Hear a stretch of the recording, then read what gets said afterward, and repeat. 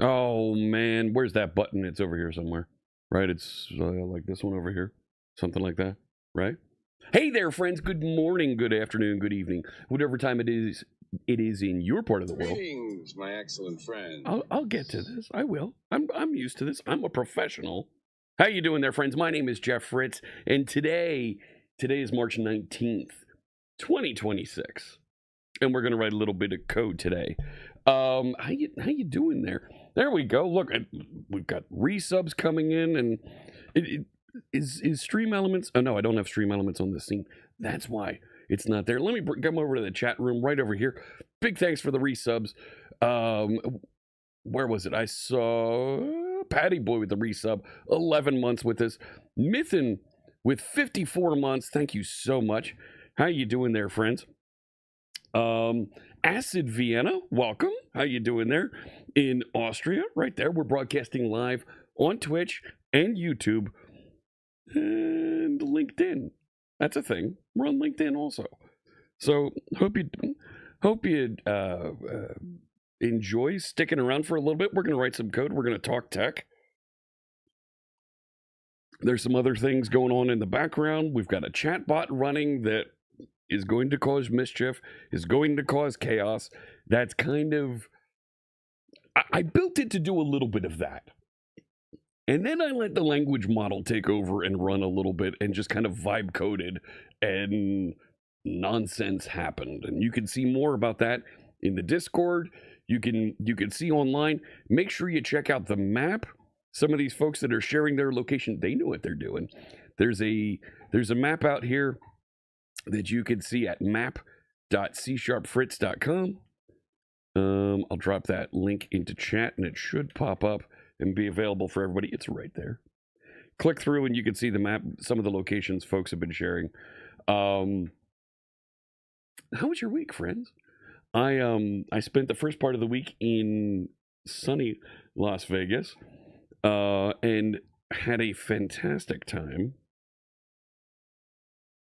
And it's my gosh, when you come from one part of the world where it's cold and you go to another part where it's significantly warmer, like, oh, thank you, it's so good to actually be there and relax and take it easy. I was thrilled to be able to have some time just walking around the Las Vegas Strip, enjoying just the better weather there, even before food and entertainment and all the other stuff that was going on there. Hey, Exceldro, how you doing there in the Netherlands? We got another pin on the map for you over there. So I gave a couple talks, and I got a chat room. Help me out here. So I gave a full day workshop talking about Aspire, teaching folks some of the things you've seen us do here on the stream. We'll do more of that when we get into our coding in just a bit. But go ahead. You want to take a look? There's the hat. It's right there. Boom. The AI is going to report, and Charlie's going to chime in right about here with what that is. Right? Right? Vegas Golden Knights hat confirmed. Yeah. Where's the text, dude? I tried to get some updates running here, and it looks like it still isn't working. Like, really? We're gonna do this?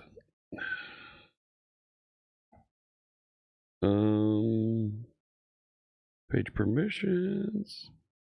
Like, we had this working.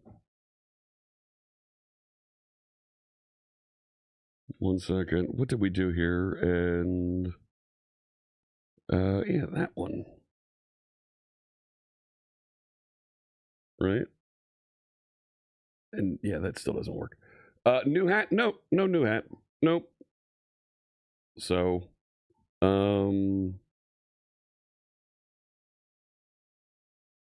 no, you'll get that with this command. And I'm not getting that audio either. Oh, great. It's so wonderful. Oh my. Took your good old time getting there. So we should see the text start to appear for some of the Charlie things. This always happens when I step away for a little bit. Like, I come back and, like... For science. There we go. You monster. Yes, that's no, right. wait, that's unfair to monsters. You better believe it. At least they're competent. Mm-hmm. Would you like some cake? I'd love some, thank you. Yes, please. So I gave a workshop, full day workshop in Las Vegas, teaching about Aspire, and I think it went well. When I give those workshops, I give folks the GitHub repository, and then I offer to walk through and answer questions along the way. And had a good time doing that. Always end up finishing a little bit early, because if folks don't ask questions, like, okay, if there's no lab time, we finish early. And then you get to go to the pool and get to the bar and all that early. Man, fine. But the second day, I taught a class about Aspire and all the different things that you can integrate and use with Aspire. And it was called Helping the Distributed Developer and Make Their Life Easier. And I show all the things that you can do with Aspire. I know I've made some very poor decisions recently, but I can give you my complete assurance that my work will be back to normal. Well, that's good, Charlie, because you've been a little bit antsy here, So somebody came up to me afterwards and complained that I taught this session and it was about Aspire things, and it said nothing in the description about Aspire. Like, okay. Was it wrong? Did I lie to you about what we were covering? No, you didn't tell us that you were going to be doing Aspire. Like, I didn't tell you any technology that I was going to be describing and using. I showed you how you could wire up and do all the things. Nope. This person was upset. Like, sorry, but I thought it was a valuable session. Evidently you didn't. And they might ding me on my review, but oh well, it happens. So, you didn't get a notification for the stream, DGen1? I'm sorry. Exceldro, how you doing there in the Netherlands? It plotted that pin properly. We'll go over to the map. We can share some of what's going on the map today. There you go. A couple of those pins out there, and got a couple folks up there in the UK already. So, alert not coming through? I didn't do anything different to turn it on or off. Like, it does its thing. So let me get some music playing in the background here, and we'll do a little bit more. Let me see. I want to do Stream Beats EDM playlist today. And I'm going to scroll down. Oh, how is Waldo? How is Waldo? There we go. This is music that's DMCA free. It's royalty free. Listen to it wherever you want. Big thanks to Harris Heller. See, how is Waldo? Big thanks to Harris Heller and his team of creators for this music we're listening to today. There is the bell just below here on Twitch that I know they do something where they stop notifying if you don't actually click the alert on your device. There is a threshold at which point they stop sending the alerts. So, let me catch up. There we go. How you doing there, Mr. Connor? Let me tell you, it was fun to be in Las Vegas for St. Patrick's Day, and so many Americans showing up thinking, hey, we're going to go out and party and have a good time and go drinking and whatnot. And it didn't feel like any different day in Las Vegas, except folks were wearing green. Fragment 3 of 4. Delta. Echo. Victor. Yes. Segment confirmed. 3 One of 4. fragment remaining. Proceeding. All right. I guess that's a thing. So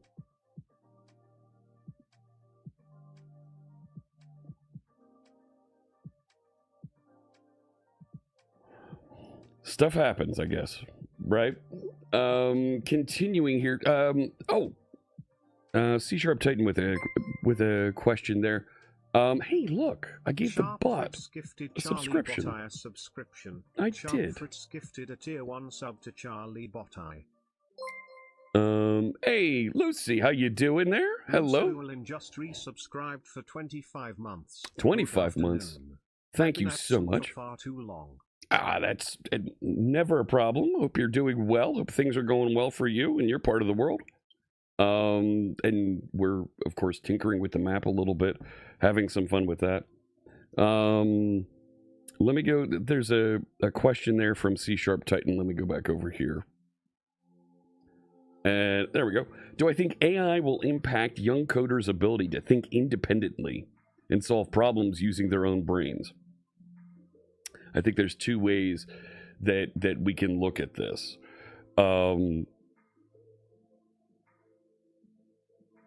Where you'll see folks in the big AI companies encouraging use for developers is, well, thank you, Uncle Stumpy. I appreciate the follow. Where you'll see the encouragement come through is that they're saying, hey, the AI is helping you write code faster. It's helping you write better, more sophisticated code faster. And it's this discussion is the same discussion we had in the 80s. Well, gosh, if you're not writing low-level assembly code to orchestrate and run and manage the computer, and they weren't talking about something that sat on your desk. They were talking about a room full of technology and fans and exhaust. If you weren't writing low-level assembly code, are you really a programmer? Because C and C++ were hitting, and gosh, folks were preferring to write that. And BASIC, gosh, are you really a programmer if you're not managing all of those things? And then in the 90s and early 2000s, well, are you really a programmer if you're not managing memory? And if you're writing code that just runs in a browser, is that really code, right? For the last 5-10 years, people have been arguing, well, are you really a developer if you're writing HTML? This is just another cycle. Are you really a developer if you're letting the AI write a lot of that code? The AI isn't the only thing that's building and delivering application solutions. You've got to set up and give it those directions. You've got to set up and manage and tell it, here's the things that I'm looking for. Our language that we use to interact with and instruct the computer has gone from low-level assembly to C, C++, to BASIC to Java, the .NET languages, the web languages, to now you're going to use AI in plain prose to instruct a computer to go build whatever, to interact with and present that content. So my answer to that is no, it's not going to affect their ability to think independently. In fact, it is going to free them up to be able to think about other things that are outside the box that we couldn't even consider because it took so long to write the code and make sure that things were safe around the code that they were writing. Now they can get those assurances by asking the AI, hey, go do a security review of this and make sure that we've got things running properly and that we've got effectively all of the places that folks can inject and have typical attack vectors, that they're closed off. We can do a better job with that, and we don't have to worry and stress as much about it because the AI can help us. So does it help? Does it impact their ability to think independently? I would say yes. It allows them to think more independently because they don't have to be concerned about the lower level machinations of exactly how the code's going to execute. It's actually the other way. Surly Dev, that's a very good follow-up question. The comment, is it really copyrightable code if AI wrote it? That's a legal discussion that is waiting to be challenged in court, and I don't think anybody wants to be the first one to have that discussion, because it is literally going to create chaos and nightmares for folks across technology. But it's going to come within the next 5 years, and it's probably going to happen in Europe. And as most technology rulings are in Europe, it's going to be very bad for the industry. And everybody's going to lose a ton of money because somebody in Europe's going to say, you know what? We shouldn't let people build things with this. That's their opinion, but it's going to impact the world, as we've seen happen with all kinds of European Union rulings.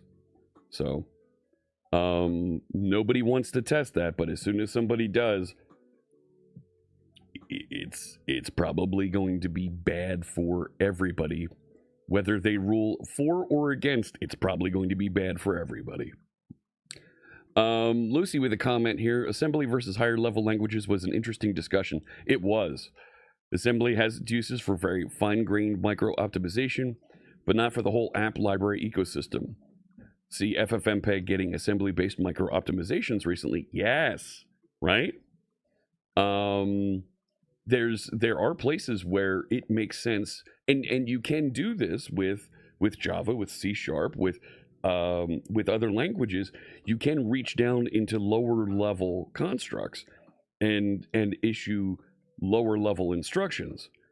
A little bit harder to do that with HTML, JavaScript, and things that run inside the browser sandbox, but doable. You're welcome, C# Titan. Always happy to answer questions. Lucy says, I think the current legal precedent is that AI-generated media, such as video, music, pictures, is deemed uncopyrightable in some jurisdictions. So here's the thing, Lucy. Because of the nature of the internet, if it's uncopyrightable in some jurisdiction, you can't copyright it anywhere, because the minute you try and enforce that copyright somewhere, somebody in that jurisdiction can come through and say, no, that's not legal here. You're not allowed to do that. And your stuff is visible, ownable, manageable here. And so if you publish and expect to use something, do something with stuff online, right? This is the same thing we saw with the European privacy laws. Everybody now has annoying full screen cookie banners on their website because somebody in Europe got their stuff all upset about cookies. Hey, C# Josh. Hello. Hello from NYC. How you doing there? I think it must ignore the subscription notice, because it didn't pick that up on the map, that is. It's... Yeah, the issue wasn't from the European Union folks, and it was a valid issue, was not cookies are evil. That was the result. That wasn't what the issue was. The issue was privacy capabilities and managing privacy online. So, C++ for lower level code. Now you use VB.NET 6. Yeah, different class of message. So, like, realistically, if folks are upset about privacy concerns, like, there's other things you need to be doing than going after cookie interactions. Hey, DC Aggie, how you doing? Oh, you're very welcome. I had a great time. Yeah, I was talking about that just a little bit ago. I had a great time on Monday teaching that workshop in Las Vegas. So Charlie mouthed off again, and there's a running blog that has started that's tracking some of the things that he's been saying, and that message said this was segment 3 of 4. So you can find that blog and track down a little bit of what's going on there and catch up. I believe it's linked in, it's linked in the announcements on the Discord. I'll just drop that in here. There we go. So that has a log of all the weird things that Charlie's been saying. All right. There was one more. I'm missing a page here on my dashboards so that I can see what's going on in the greater Streamiverse while I'm broadcasting here. There we go. All right. Good. Let's see here. So there was even comments last time about a green line on the map, and folks were playing with this green line on the map.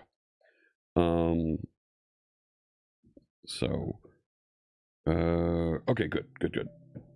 Let's get into, I got a request Monday about Aspireify.net, and hey, this is a little bit out of date. What can we do to update and get some of these things running again? Let's head over, and quite frankly, Aspireify.net is very out of date. So I want to spend some time getting that updated to .NET 10, updated to the latest Aspire, and rolling with some of those features, capabilities onto that website. And I have some exciting updates to share with you about the Blazor components. Oh man, have I got some updates to share with you about those. Let me update. Yeah, we're good there. I even pushed a full release of the Blazor components. So let's head over to the code and we'll take a look and start talking about some of this. So here's the deal, right? I even did a merge this morning. We're at version 0.17, and quite frankly, I think we're probably in another pull request or two. We're probably going to be ready to snap a version 1.0 of this. Like 1.0. Yes. Oh my gosh. It's been, yeah, it has been so long, but I'm very happy with where we've gotten to with this library.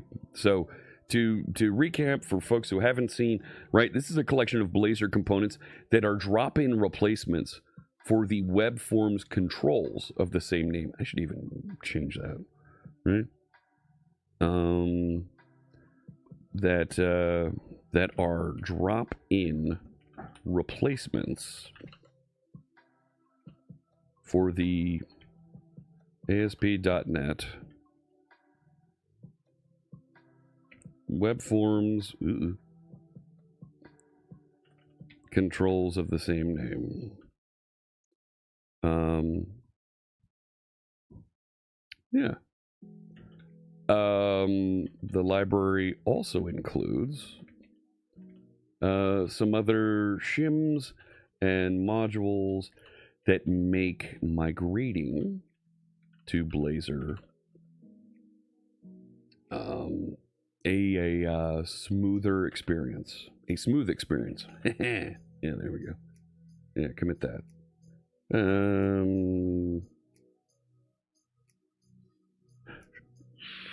Sure. And I think, yeah, because we start on the dev branch on this. There we go. That's a little bit better. I did a bunch of migrations and migration testing over the weekend and leading into Monday, especially while I was in Las Vegas. Like, this is actually an old screenshot. My sample website is actually a little bit more sophisticated now.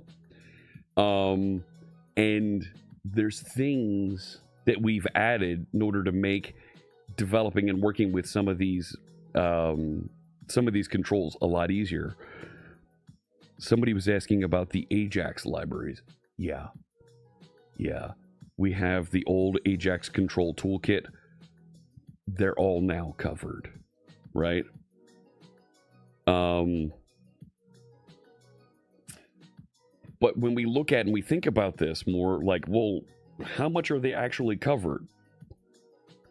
I generated a dashboard to show you. Here's how much these things are covered. And I'm looking at these two pages and I'm cringing because I'm like, oh, we need to improve that. Some of these numbers actually have been improved and they haven't been merged all the way up to main yet. I think there's one or two things we can do here before I go and start merging. Ajax, that's a blast from the past. But here's the thing, right? Like, the technology, the tools, the features that Ajax development brought, not just are very much in use, but they're exclusively in use for websites that we all interact with on a daily basis, to the point where if those Ajax features, fetching and interacting with the server, asynchronous JavaScript running on the client, XML happened to be a implementation capability at the time, but all of those features, like, that's a thing that you use every day. This website that you're watching on right now is full of Ajax features. It's just not using these components. It's using modern implementations as we grew and learned how to slim things down and make them a little bit more interesting. So as a term, yeah, it's kind of gotten lost, but really Ajax is the thing that powers so many websites. I do too, Lucy, when it was the new hotness. Yeah. Oh. So this dashboard is out there and it's actually generated at build time, so that as I update and add new features, this updates with all those capabilities. But I'm looking at this and I'm cringing, thinking, I think it's sorted it by score is the way it's sorted this, but I'd really prefer it to sort by, or even have these be clickable headers, to be frank. But I think they should be sorted by alphabetically by name.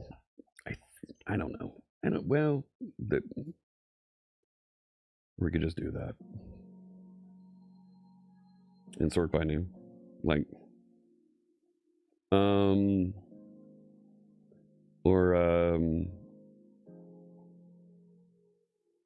there's, yeah, that one's stubbed.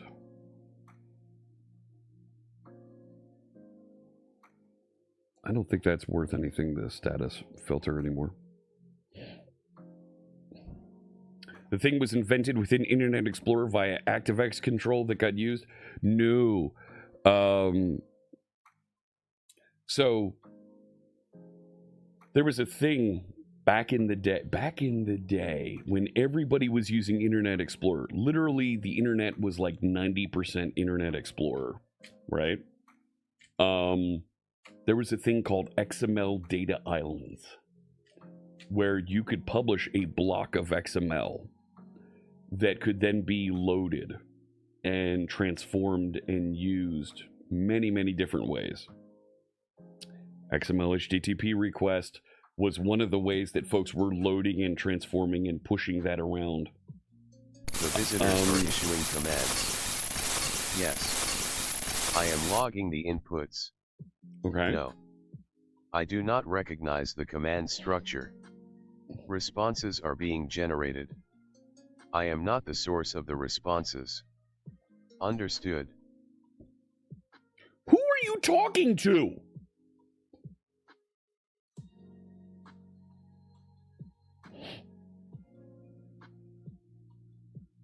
That's a thing. Was the 10% Netscape Navigator? Mostly Netscape, yes. There were a couple other smaller browsers at the time. Getting your soap out. Low vis, right? Right? Like, all the things that were in SOAP technology, right? The standard object accessibility protocol. All of those things have been completely rewritten, but do the exact same things in what we now call REST and gRPC. Like, it has literally been rewritten. JSON-P processing, right? Like, these technologies and things from 25 years ago, like, folks just rewrote and moved and shifted things. Instead of ankle brackets, it's now curly braces. And okay, you miss XSLT? I was the XSLT author for so many companies in the Philadelphia region. That was, yeah, my bread and butter for a couple years. It was really good. As a document transformation tool, XSLT was really good.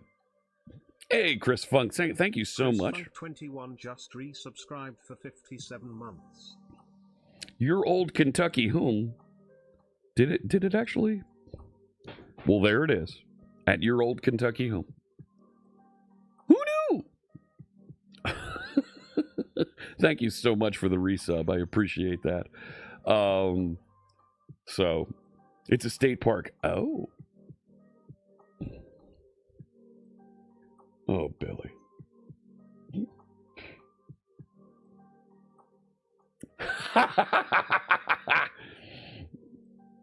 And it placed you in Pittsburgh, right there.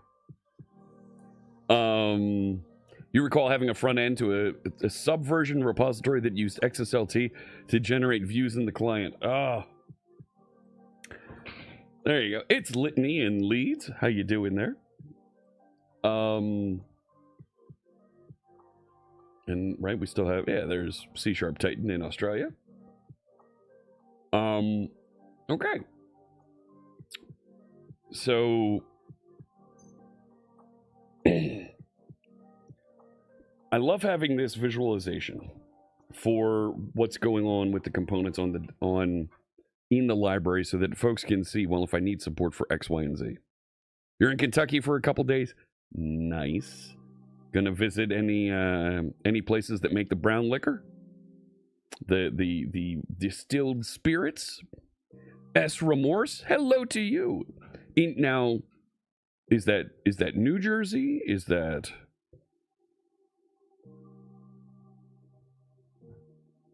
Because I don't see New Jersey.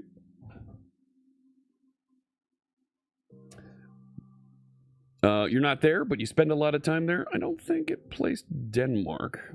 Just Jersey. But no, I don't think you're crazy for missing XSLT.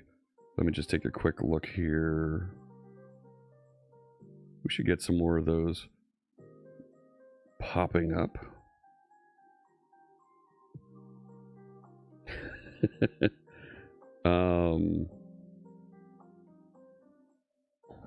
But it didn't place Denmark for Lucy. It placed Jersey there. I'm not sure that's right. Might try to get there. That'll be fun. 4 weeks until you can say hello from Los Angeles. Looking forward to it. Nice. I think I just saw that pop. Tokyo. Hey, Graham, hello. I'm sorry, I missed your message up there a little bit. So, right, we should have... There's Tokyo. Jersey Channel Islands. Let's see if I can get a little bit of help in there. Jersey Channel Islands.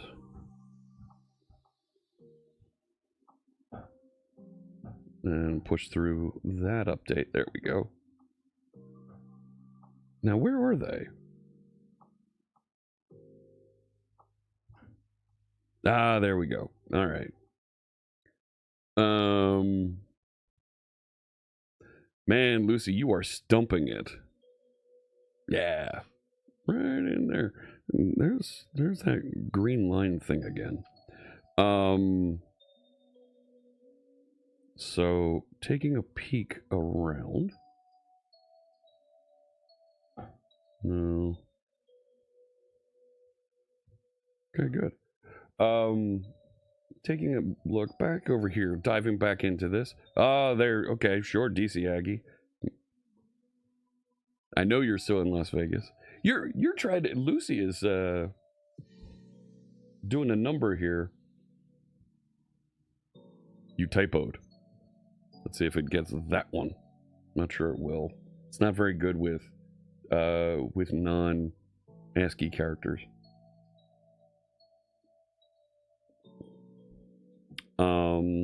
Or actually, did it already plot one for you and it's just ignoring everything? Yeah, it did. Hang on. Try it one more time, Lucy. It was ignoring everything because it already had thought it plotted something for you.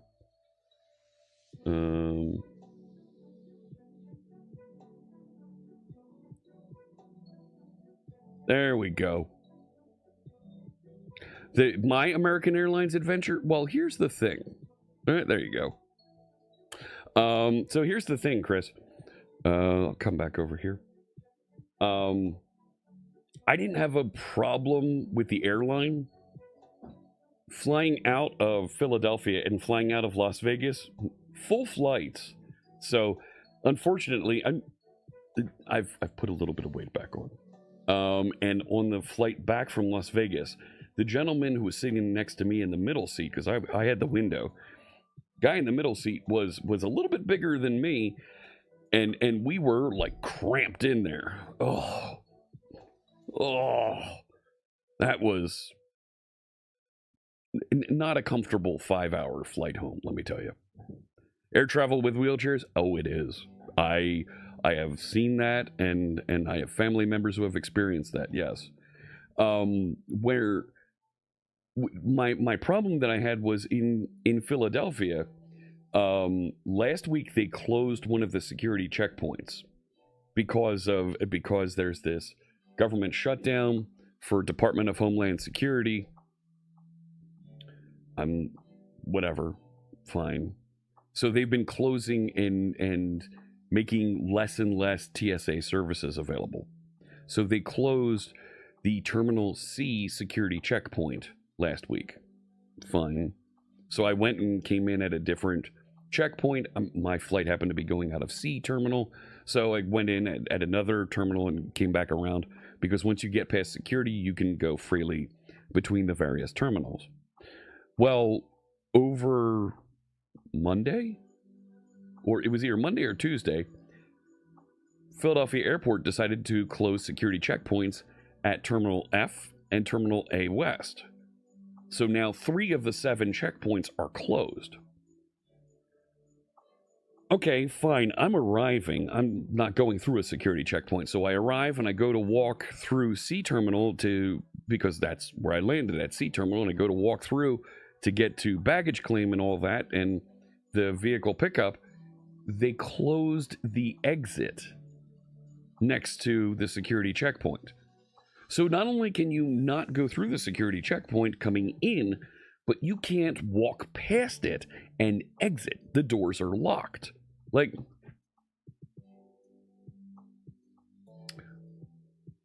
locking an exit at an airport, a primary exit at an airport, that's a problem.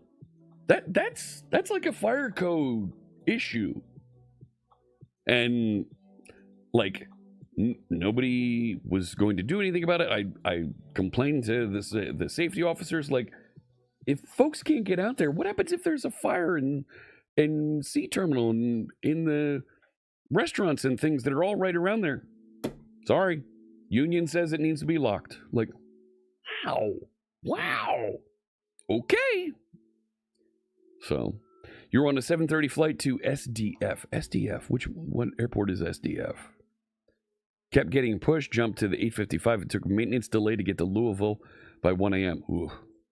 Hey, Robson, how you doing there? Sao Paulo, Brazil, hello. Louisville, okay. Hey, Taylor and Code is here. How you doing? And it plotted Louisville. Right? Make sure you know it's not Louisville, it's Louisville. Right? Make sure you say that one right.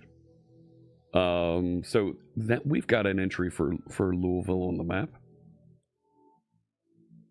Your wife called, worried about your travels. Oh boy. Yeah, I get it.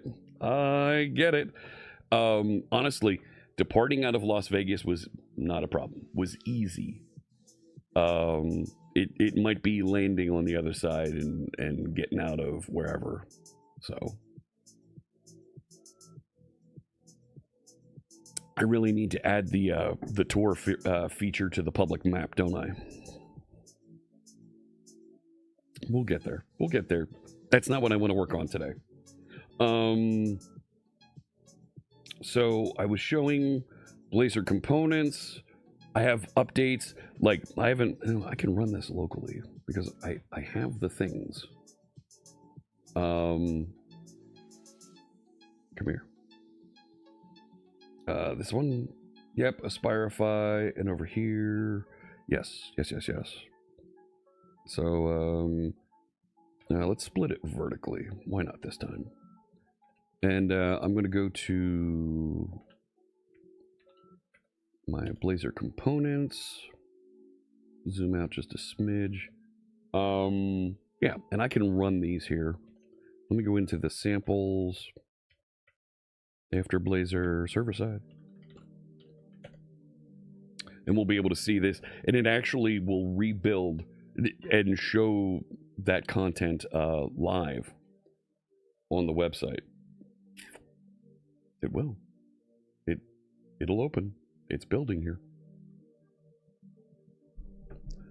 So, come on. You can do it. Let me get my gunners on while we're waiting. My lord, do you think there was something big in here it was building? Oh yeah. It is.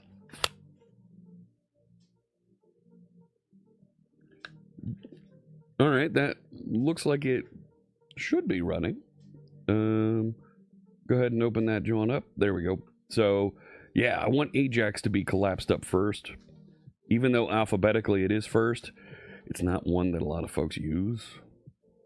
So, collapse up that one. But things are now alphabetical over here. and now component health. That looks better. 96%. Love it. And look at this one. Look at this one. Look at this one. 100% on the chart. All of the features of the old chart component work. So, do they work correctly? I think so. So, I'm really happy about that one. Like, they don't look the same, but they act the same because we're using a different renderer because the old renderer isn't available to us in .NET 10. But I'm pretty happy with how those chart demos came together.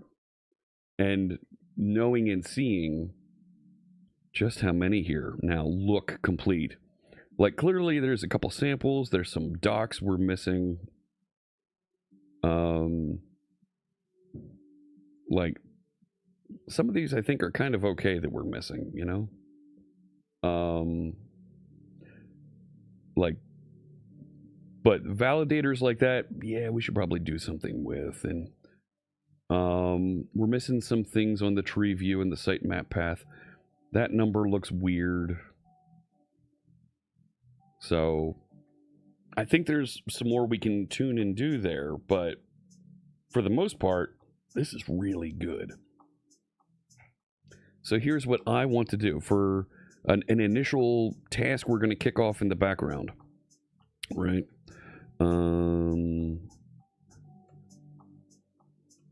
Right? I can... No, wrong one. It's been too long since I've used my keyboard. So, is that a component library like Mudblazer? Yes, it is. But it's intended for use to help folks migrate their applications. So, there was audit gaps that I did. Ooh, look at this. I put in functionality to help you migrate ASHX controls. Services.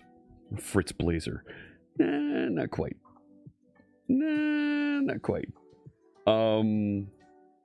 Where is it? I have... It was down in here. And there it is. Now, there was a question earlier from C# Titan about, well, is the AI going to affect how folks think about these things? The initial way that the AI wanted to write this, it wanted to do a bunch of redirects and things to get the ASHX to work. I was like, no. Let's do this as an endpoint. Let's do ASHX migration so that the URLs that end with ASHX still work, but will go and invoke and deliver and work with controls and pages that were migrated and have the exact same syntax and inherit from a base handler.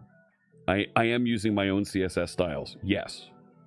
So when a request, this is handler middleware that you can set up that will go through and try to find and run that service. So I think there's a document that we put together for this.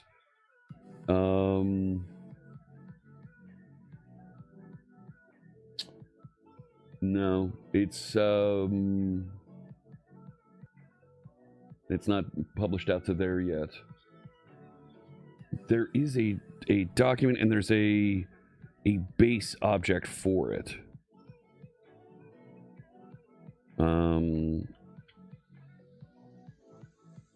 Where is it? HTTP handler base.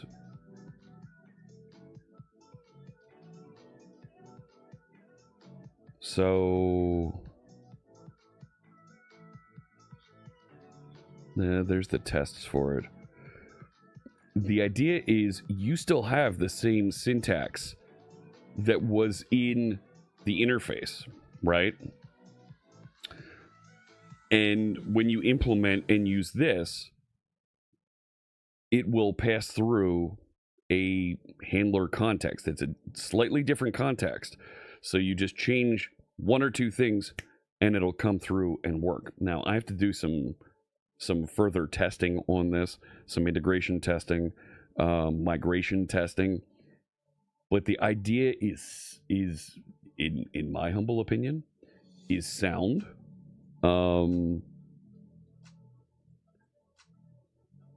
Where I thought there was a document on it. Yeah, there we go. So you change it so that instead of system web, you're in Blazor Web Forms Components. HTTP handler goes to HTTP handler base. Process request slightly changes signature here, right? And it becomes async as well.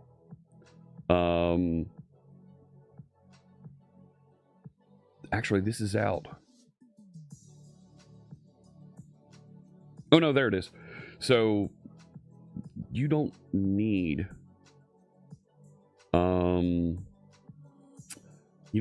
the handler route anymore. I removed that requirement.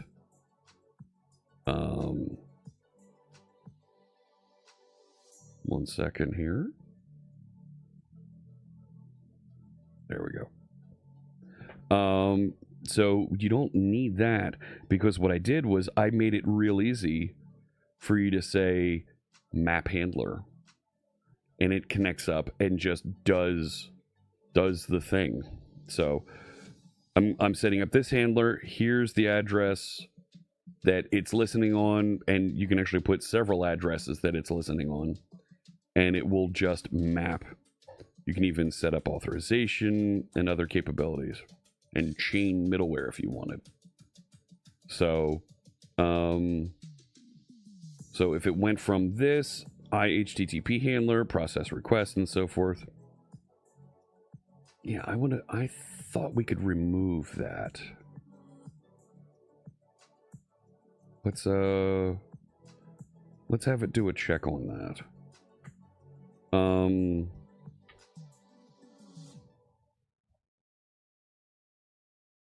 Right, come on. Yeah, we're on the right microphone. Hey, I want to check on the HTTP handlers for the ASHX capabilities. I'm gonna fix that before I get too far into this. I don't think we needed the handler route attribute anymore. Take a look at that and update the documentation appropriately for it.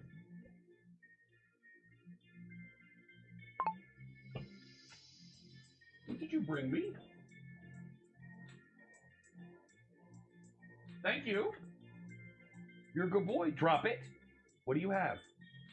What do you have? The dog's over here. He's got something in his mouth. What do you have?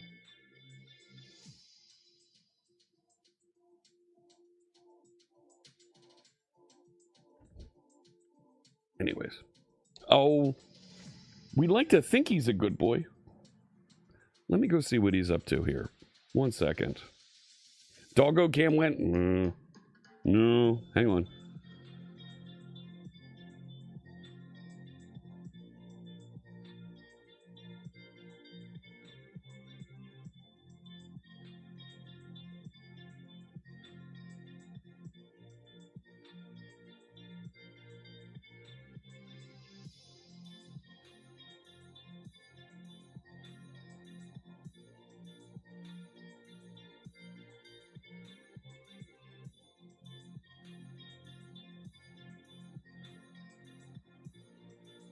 All right.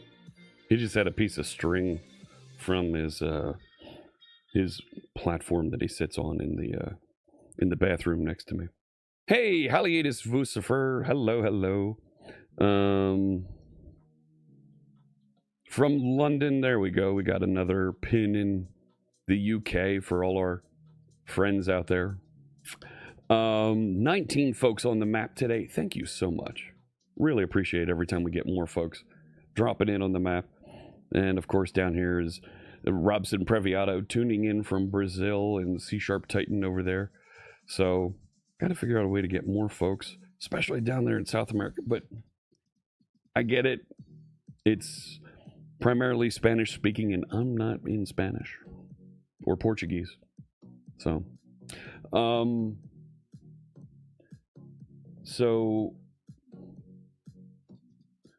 here we go. Check the team and get the right people in this. You do that.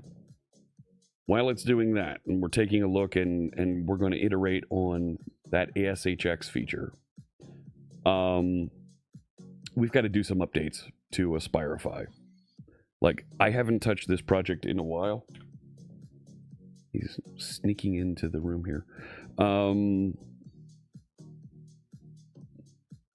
don't even know what I have here. I do have a squad that's working on this, but I haven't like worked a lot on this code. Most of the tech folks understand English. Fantastic. I get it. It's kind of necessary for tech jobs because all the code and things is in English.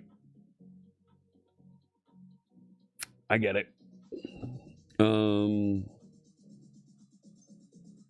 There we go. So I did have a squad starting to work on things here for Aspireify, and I'm like, I'm ready to unleash it to go do some more things, you know? How you doing, Reg? Centennial, Colorado. Did we get a pin for Centennial? Of course. There you go. Thank you so much. 20 viewers on the map. Appreciate it. I started working on this idea of getting AI reviews of Aspire content that we're publishing on Aspireify, and I spoke with Maddie a little bit and our friend Beth Massey, and they're like, "Come on, can we get this up to date? Can we get this thing spinning again?" So let's you can see I've got a bunch of things queued up to be pushed out here, but let's see what we can do to get the site updated today, you know? So I'm going to start up the squad agent here and ask it to take a look around, and we'll move on some of these features. So update me on the current status and what features we were working on. Is the site updated for .NET 10 and Aspire 13? Let it fly and let's see what it does. Yes. Put it into YOLO mode, like autopilot mode. Just go do everything. I don't care. You are allowed to do all the things. And then we'll come back around and do some work on that. How do I control AI when it starts to hallucinate? Asks, is it Dung Boy? Over there on YouTube. So here's the deal, right? There's several guardrails that I have in place here. First is I don't let it push things out to production by default. Squad has a lockout feature in its prompts, so that what happens is if it does something that doesn't work twice, it stops, and it will assign a different persona, a different agent, to go work on those things. So that happens. Third thing I do, I have tests, lots of tests that review, verify, and ensure that things that I'm working on meet my acceptance criteria. And even then, after, if the tests aren't up to snuff, if they're not good enough, I'll go and handwrite and add more tests, or I'll have another AI review the tests and improve them. so that I get that assurance that my tests are doing the things that I want. So these additional layers to exactly your point of how do you control it when it starts to hallucinate, the first answer is you don't let it have access to things so that when it hallucinates, it isn't damage things. I've prepared a comprehensive analysis of your bugs, sir. You let Jarvis work on it. Would you like the summary version, or do you have several hours? I don't have several hours. The summary will do just fine. Thank you, Charlie. But adding tests, adding acceptance criteria that guard and protect, and that's the beauty and genius of Squad, is that we can set up those personas and train them so that they are specific on being able to go after and do tests and things and nudge in that direction. So that's where I would lean in. To throw more AI at the problem is a second thing that you can do. If you write the acceptance tests and unit tests by hand, that works good as well. But the acceptance testing, I think, is the end-all be-all at the end. So, but when it starts to hallucinate, don't let it be hallucinating in a place and in a state where it has full access to everything. And there are folks in the OpenClaw ecosystem who have given their AI access to their emails, to their finances, and it starts to hallucinate and all games are off. Does Charlie know when I'm talking to him? I do have a dictation feature for Charlie, yes. I don't normally use it, but I do have it, and it was my intention to get that more in line at some point. You're welcome, and happy to chat more on it, and you're going to see me do more with the AI here in a second. Billy here with a comment: is there a good way to tell Squad not to touch Git? It likes to commit whenever it wants. So, I mean, you can dictate to it not to do those things, and it will create a skill and entries in there to prevent and do whatever you tell it to. But because Squad works with GitHub Copilot, like, it knows it's working in that space. So it kind of has to.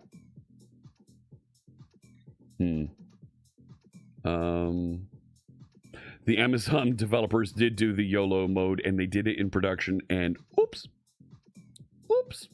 Yeah. Tests are even more valuable in the new world of AI. They are.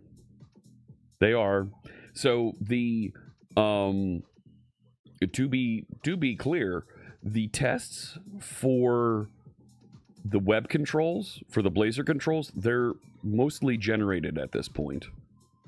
And I go through and do acceptance, right? I have it build acceptance tests, but I've also come through and I will go ahead, take a look. But I will come through and verify that the samples that the tests are based on actually Vegas work. Golden Knights hat confirmed. Yep, it's my Vegas Golden Knights. And you've got the chat messages queued up here. Yeah, it's kind of mushed together. I gotta figure out a way to better queue that.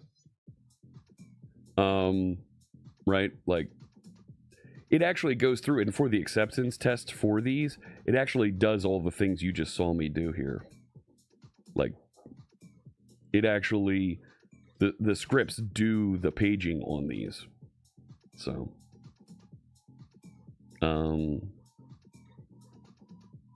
now we lost the doctor quote because we had. Let's do that one again. Because You want to hear I'm being extremely doctor. clever up here and there's no one to stand around looking impressed.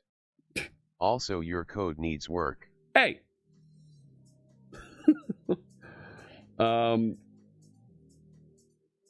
Oh, in the Negan one. Well, look at that bug. It's begging for Lucille to smash it. Yeah. OpenClaw is a disaster waiting to happen by virtue of the wide-reaching capabilities. Yes. But here's the thing. Everybody is doing OpenClaw. User group meetings for OpenClaw discussions in various cities.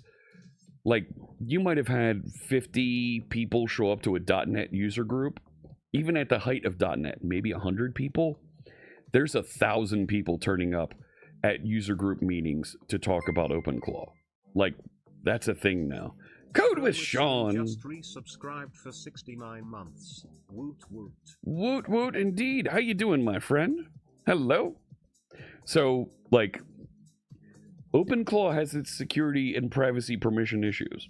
No doubt. But everybody's doing it. Pixel T, how's it going there in Gothenburg? Hello, Gothenburg? Make sure I say that right. I hope I said it right. Low Viz, you've been putting together dual repository publisher and keep Squad in a private repo only. Nice. There's some gating that the Squad folks do to prevent Squad things from being published into a main branch. So it only lives in like dev and feature branches. So pre-commit hooks in, blocks on branches. There you go. Yep. Did I see Corey Hurricane Weather sneak in here? Hey there. Yep, tonight Brady Gaster is going to be talking about Squad on the Tulsa.net user group, and even though it's Tulsa, it's all online. You can tune in and watch and learn more about Squad from the guy himself. Corey saw that OpenClaw popularity on the meetup page. Yeah, no, it's crazy. It is crazy. So, last thing I want to show you about this, now while Corey's here, right? Last thing I want to show you, I put together an executive report for this. Are you ready for this? It's here inside my dev docs at migration tests. So there's all this documentation about different ways that we've been running it. And there's this executive summary.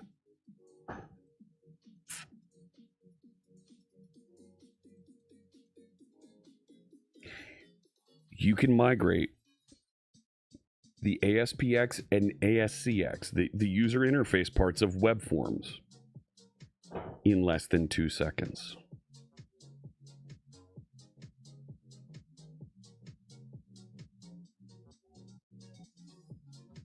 And it works. The rest of the website, the code behind those other things that you have, they take time. That'll take another 5, 10, maybe 15 minutes. But you can kick this off, go to Starbucks, get a coffee, come back, and it's done. Not only is it done, it's twice as fast.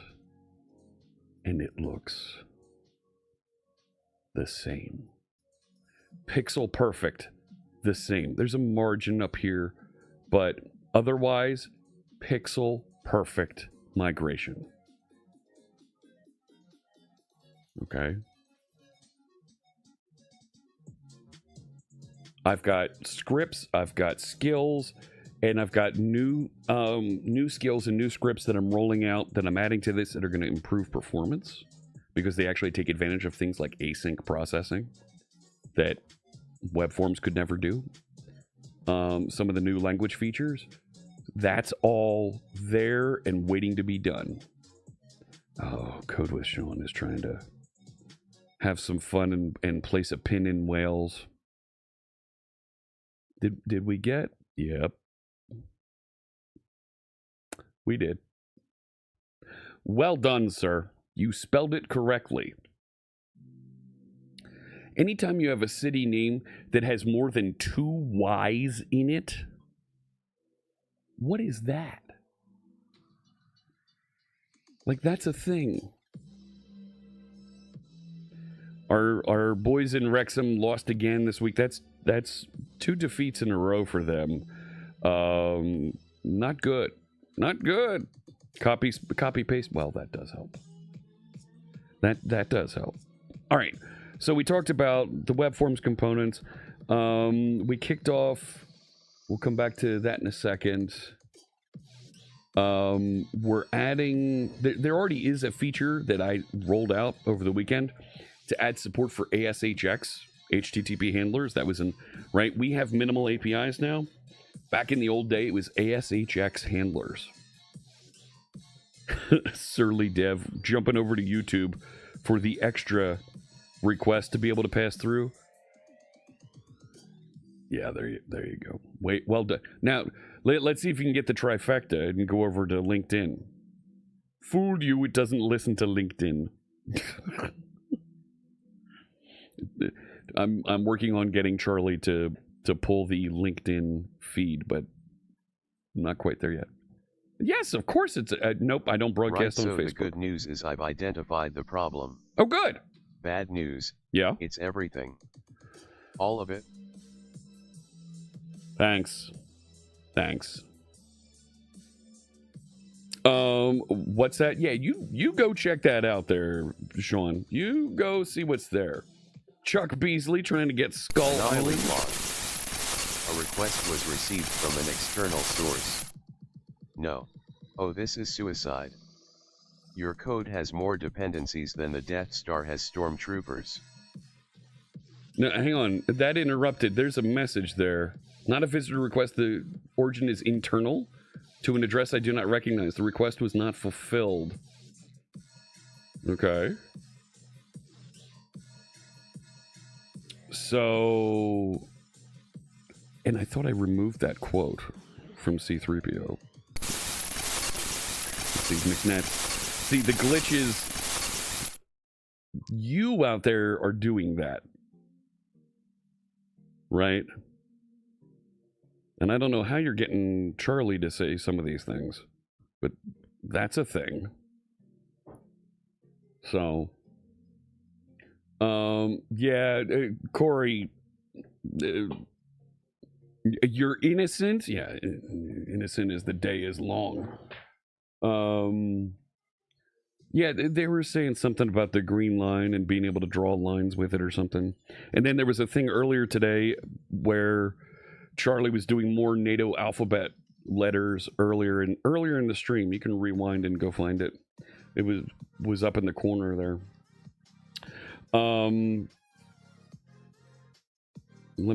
Nope.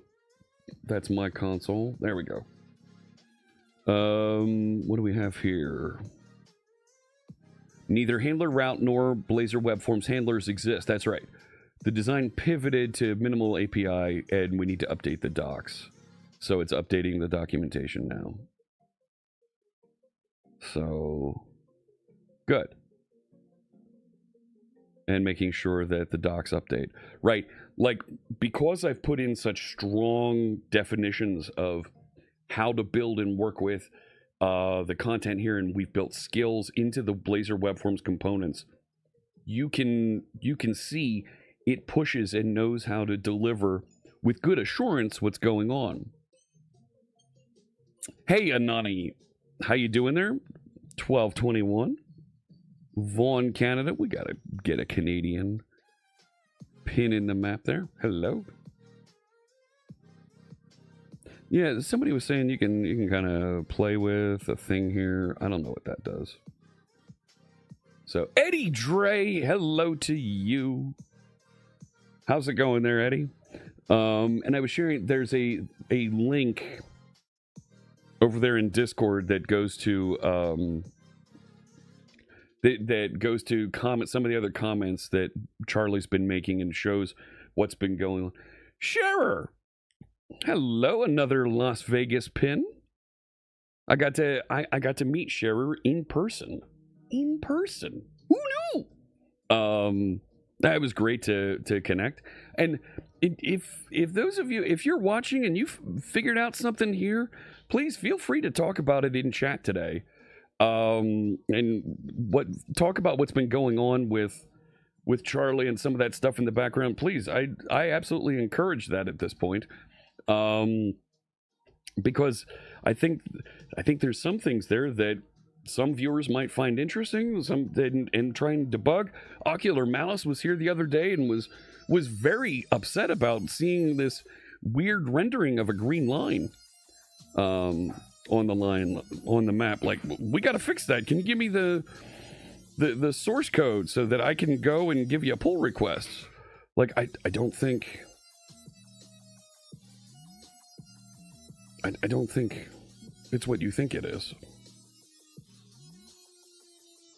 So, oh, darn it. Hang on.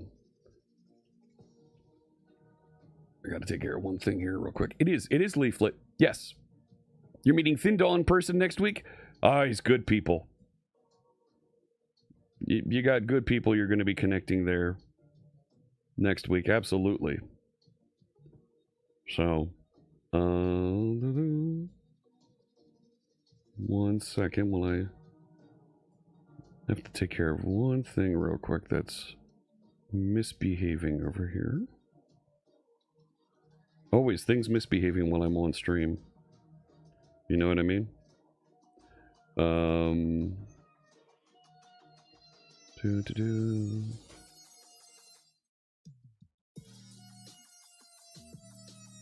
Fantastic. There we go. All right. Looking. Yeah. Okay. You wonder if someone should trace their steps? Maybe. If you turn the monitor upside down and throw some water on it, more lines will appear. Really? That's a thing? I'm almost done my coffee, and that's not good. Only an hour and a half into the stream here. We've got stuff to write, friends. Okay, so over here, this looks like it's almost done. Pushing branch to origin to fix the docks. Good. And we'll be able to get that merged in. No, you know that. Over here, working on Aspireify. Yeah, we should do that update. Yes, please. Legal in 9 countries. It is. Update to .NET 10 and the latest Aspire 13. Go through and do that on Aspireify, and we'll take a look at this AI proofreading feature that I started and see if we can get that nudged along so we can automatically have content loading out, because I was doing that by hand for more than a year. And while it was okay at first when there was only 2 or 3 or 4 articles a day, there's a few more now. My documentation fixes are ready to go over here for the components. There you go. So, right. So to the question that we had earlier about, well, how do you run and do some of those tests? And I have a rich set of GitHub actions that verify everything. So this is just doing a security sweep. Thank you so much, Code with Sean, for the gift sub. Subscription. Code with Sean gifted a tier 1 sub to Shira Jah. They have given 36 gift subs in the channel. Fantastic. Thank you so much. Yeah. Well, there's actually an emote now about tracing. So that's just doing a documentation, not documentation. I think, yeah, go ahead and push that, because that's a doc update. It's not actually going to merge into main and publish yet. So in this project, I have a dev branch, I have a main branch, and I have feature branches. Feature branches push into dev. Dev goes to main. When dev goes to main, that's a release. So, yeah, those are those sunglasses we saw on the map, right? Yeah. All right. where was I? So we got the ASHX handlers fixed. The next thing I wanted to do was some of those audits. Some of those features that were missing. Well, first, I merged that PR. Let's reset the local branches based on the upstream dev, and review the component audit.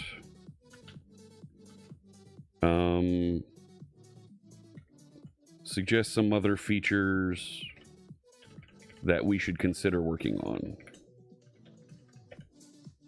Will I be attending NDC Oslo? Yes. Yes, I will. I will be speaking at NDC Oslo coming up in September. You'll find me in Norway, my first trip to Oslo. Yes. Yes, yes. I will be there. I'm going to be talking about modernization. I'm going to be talking about Aspire. I'm going to be talking a little bit about Azure. I need to finish putting together the content for that event, but yes, I will be. I can also confirm I'll be at VS Live Redmond. I'll be teaching an Aspire workshop there. We'll be doing some other content as well. I have to finish locking in on what that's going to be because stuff's happening. Absolutely. Zarian, I saw Scherer just the other day. Will I talk about Minecraft? I did on Tuesday. McNets, I talked about Minecraft on Tuesday. I actually talked about it on Monday a little bit as well. Yes. And what's funny is the Minecraft team has seen the stuff that I've built for Aspire, and they think it's a blast. They think it's so much fun. So, yeah, in Oslo, sure, absolutely. Let's do it right in front of the Minecraft folks. So that's going to do a little bit of investigation. How are we doing over here? I asked it to do that update to 13.1.2 on Aspire. And this is the Seinfeld cast that's working on this. Oh, Christos. Oh, Christos.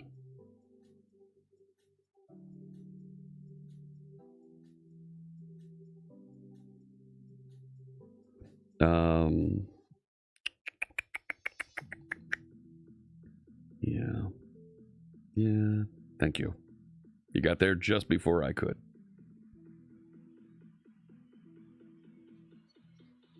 So.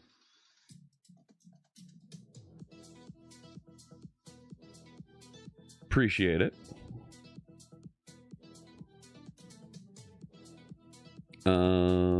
Yeah.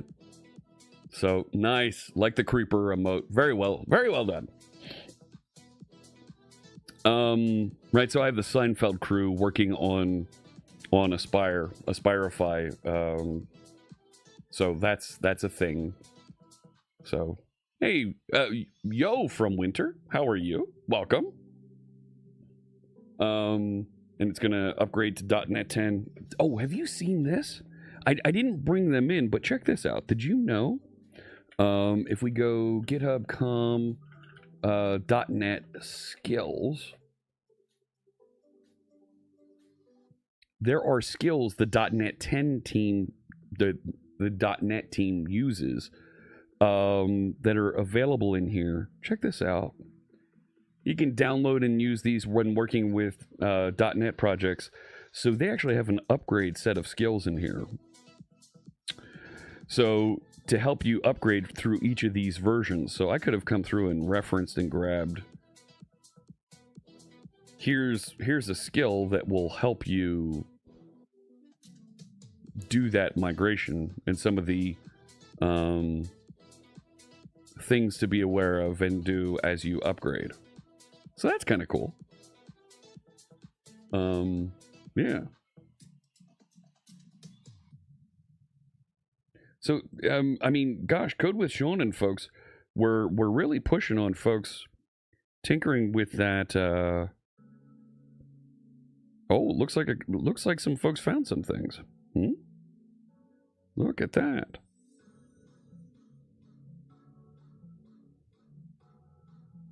Looks like somebody found something with that line on the map and maybe some of the word clues that Charlie's been dropping. So this is, how we doing? Verify build and run test. Yes, please. Oh, and it completed. Okay, good. And over here, cleaning up old branch, push to dev. Searching for high impact work. Yes, please. Right? So the squads are real easy to get involved in and unleash them on some of this. Eddie questions his skills are even being used because the code it generates does not seem to indicate that it used your skill. So I think there's two ways to look at that, Eddie. Right? Like this right here. Our skills as developers were never really judged on how fast or how you the interaction pattern is consistent. Commands entered. Responses returned. Yes. The response source is not identified in my directive. No. I have not been instructed to intervene. Continuing. Who are you talking to?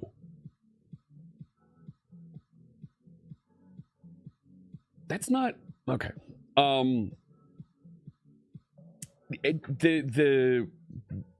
Your skill as a developer isn't based on the code, the type of code you wrote, the speed that you wrote. It's based on the solution that you solved. You solved a problem. That's a thing. That's where our skills as developers are judged. Not based on how you use tabs and white space around your code and how artistic the text was that you wrote that compiled. Other developers look at that and they talk about that. The muggles, the non-technical folks, our customers, they don't care whether you used React, Blazor, .NET, Java, Go, Rust. They don't care. Did you solve their problem? That's it. That's all that matters. You're using Copilot, you're using Claude, you're using Gemini, you're using Codex. Doesn't matter. Is their problem solved? That's it. At the bottom line, that's all they care about. You have a scaffolding skill and it does not adhere to it. Well, that's another story. There's a tool that our friend Shane Boyer wrote called Sensei. It's a skill that you can install that will help improve your skills. Let me grab that real quick. I believe he's S. Boyer on GitHub. Let's head back over to that. Yeah, there it is. SP Boyer, there it is. And I ran this against the Blazor components. It's a skill that you can point at your other skills and tell it, go improve these. And it runs with Node, but it runs a loop. So it loads whatever skill you tell it to. You can tell it to go load all the skills. And then it looks for these rules and how they're interpreted and used. And then it'll come back and suggest improvements to that. And the idea is, right, you want to compress the skills that you deliver so that when that skill MD is loaded, there's a size threshold that it needs to fit within, or else you start chewing up some of the additional context window that you don't want to deal with.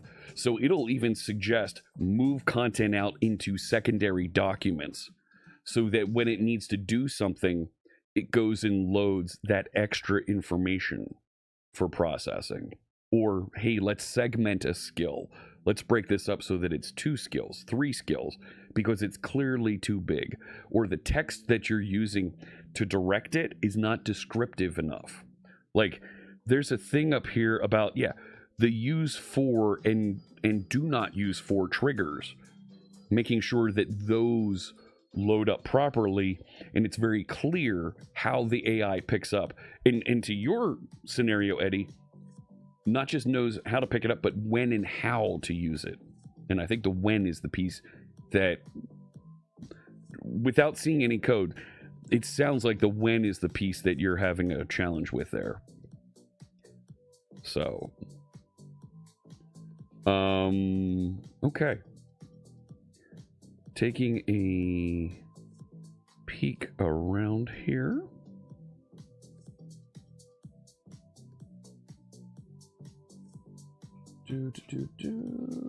Okay. All right, mentioned those. Let's go. I thought I heard the chime over here. How we doing?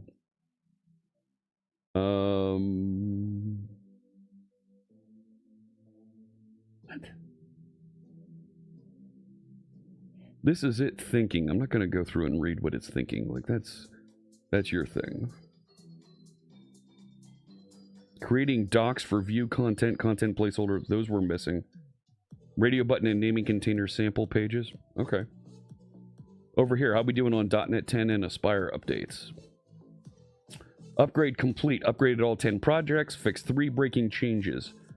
Explicit string casts in repository for Redis. Endpoint reference container host removed in Aspire 13. Okay, cool. That's a nice shortcut. Azure Functions Worker SDK'd from 201 to 205. 41 of 43 tests passed. 1 skipped, 1 failed. It's not upgrade related. It's a hard-coded assertion against a live blog title that was renamed. Look at that. You don't understand. What don't you understand? How can I help? What's up there, Winter 8? Help me out. I'm happy to answer, help clear up, and there's folks in chat, of course, that are interested in helping out. All right.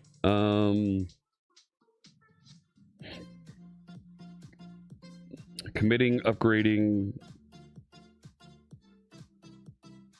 Good.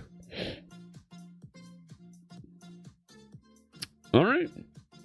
So the website's updated for Aspireify. We can take a look at that and tinker around. No, I'm not gonna. And in fact, I think we can close that. I created shortcuts. Just got into the live. We're this group, this community, always happy to help folks, get you pointed towards documentation and things that, or answer questions along the way. That's kind of my gimmick here, is help folks. Like, me building stuff is a side effect of, a side benefit of me helping with stuff. Created component documentation. Yeah, you go ahead and do that stuff. But over here, let's create a lower one. And I'm going to move this down here because I'm going to run the website. Yeah, see, I've got 10 commits queued up here, and it's not going to be pretty. Yeah, Aspireify web app host. Aspireify web app host. Let's .NET watch and take a look. I started adding a feature in here so that it would do AI reviews of content that it found.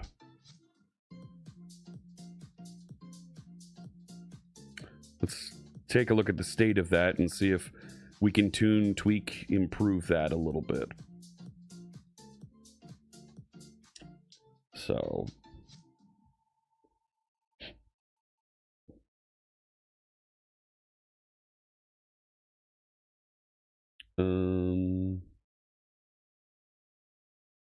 Let me see. Okay, that opened in another browser over here. I'll grab that. We can take a look. So here's Aspireify Net running locally, right? This is a website that we built to allow people to learn more about Aspire. And it should, yeah, there we go, running on 10.02. That number will update. Because I have a will it update? Hang on. There's I have a script that runs that goes and identifies that version. Yeah, that's not a project anymore. That's referenced.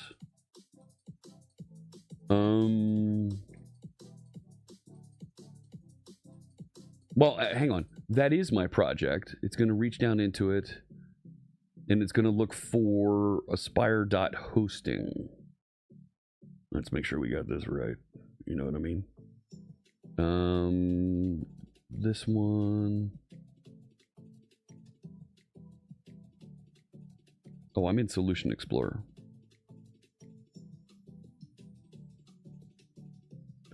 So it's going to pick those up.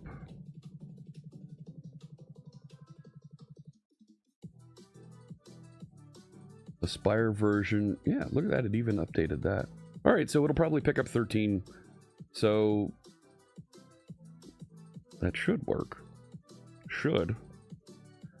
Like, I could probably run that locally here just to verify, right?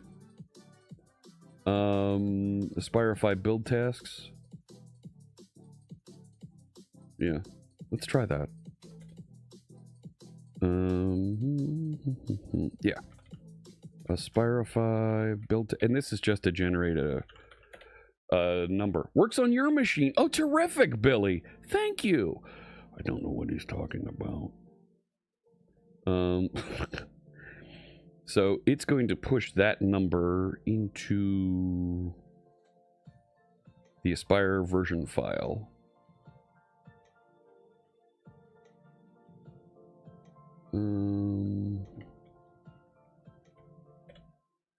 Yeah, all right, so that's updated. So if I could go back over here. It says it hot reloaded. No, it didn't. Force a reload. We're now going to be shipping Billy Cool's machine. Yes. Finally, I can get my hands on that and I can take away his ability to troll me like this. Illuminate?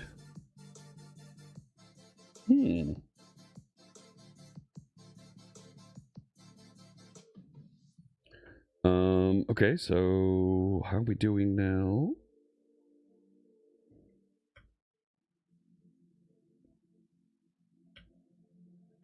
I think I've output cached that, and I'm running into output cache on this.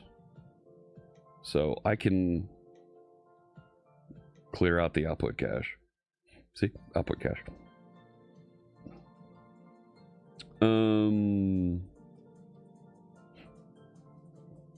Right, if I... Is it home? Is it Aspireify?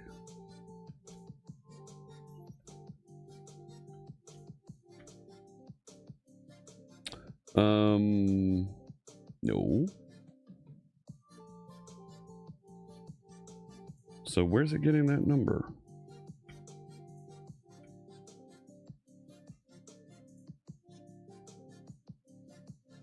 I know it updates when it gets out there. I'm not gonna lose sleep over that for right now. Let me see, where am I? So, oh, I wanted to look at getting some support for rolling out content a little bit faster here. Admin. Like, there we go. Like, I gotta figure out what happened to the graphs that they're clearly not showing everything. Manage articles, manage band host, AI recommendations, this one. So it's going to look at, there's a queue of articles that the crawler has found that are sitting in a table. It's not a true Azure queue, but there's a table that has a list of, here's articles we need to look at. And it's going to do some analysis of that. Yep, so the upgrade's complete. Here we go. So in the Blazor components, while it's doing the AI analysis on the other side, did that doc update, added docs and sample pages for sub 100% components. Well, thank you. 50 components now at 100%. Components fixed, master page, radio button, naming container. 9 components still 100 below, and that's because XML, we're not doing that one. Validation summary. Well, yeah, that's an important one. Like, we should be able to delegate to the Blazor validation summary. Bulleted list, substitution. Suggested next work. Validation summary, yes. Tree view is missing properties. File upload, bulleted list. Yeah. Why am I typing? That sounds like a good set of tasks to work on next. Go ahead and proceed on the tier 2 items that you have suggested for me. Your Safari tab crashed on the map. Don't do that. Don't touch that. That's not going to heal if you keep touching it like that. You keep... Yeah, don't scratch that. There we go. Tier 2, it's starting work on those things.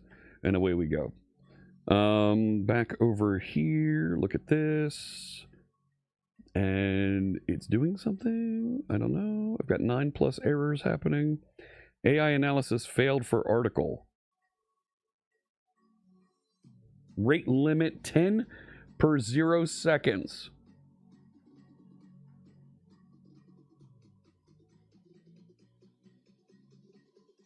Well, that's not good. But there they are. Now that's a rate limit. But look, 14 of them it's saying to reject. That's a software engineering job. Yep, go ahead, reject that one. Build a real world example. Oh, here are all the features Microsoft added to it. Excel. Yeah, that's not a thing. Let's just look at the reject ones. Microsoft Artifact Registry. Yeah, we don't care about that. Azure application with ASP.NET Core app service with intra authentication on Reddit. It's a Reddit discussion post seeking help about Azure App Service. Like, see this? It even gives me a description. Yeah, reject that one. Hey, that's a promo. It's a Facebook post link. That's fine.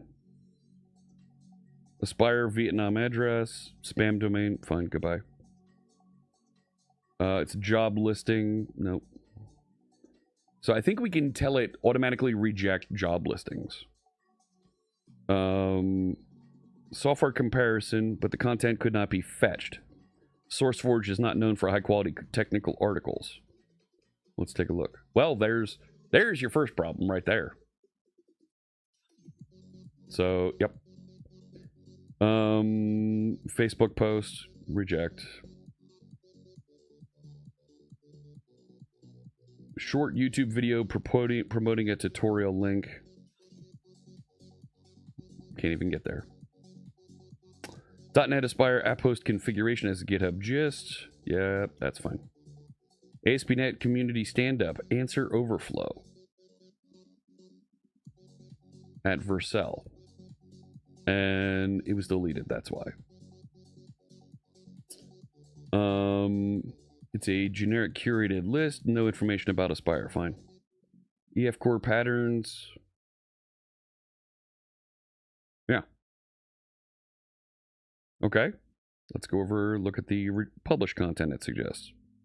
Build a real-world example with Agent Framework, Foundry, MCP, and Aspire. That sounds compelling. Let's take a look at that.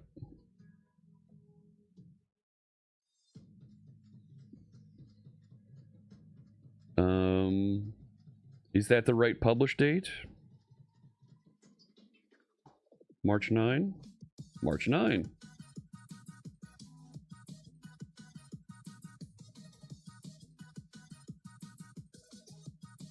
Let's clean up that bit. Fantastic. Make it so. Now, how do I get back to the stuff? You think there's a memory leak in the map?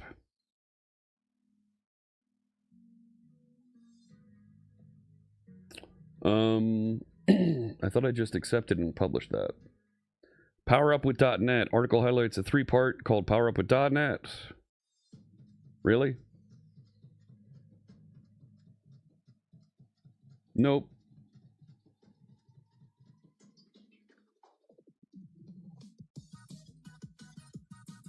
Nope, we're going to reject that one. AspireConf is coming.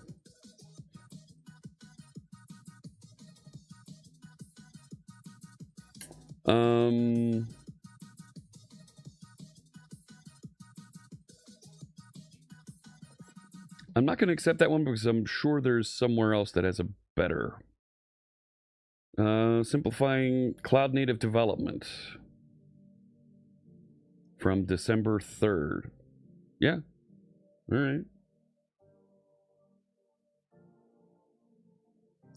See, it lost the title.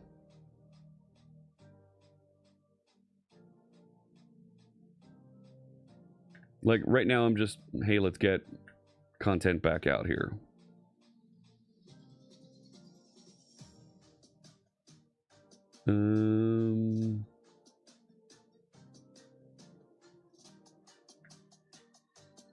There we go. Sure.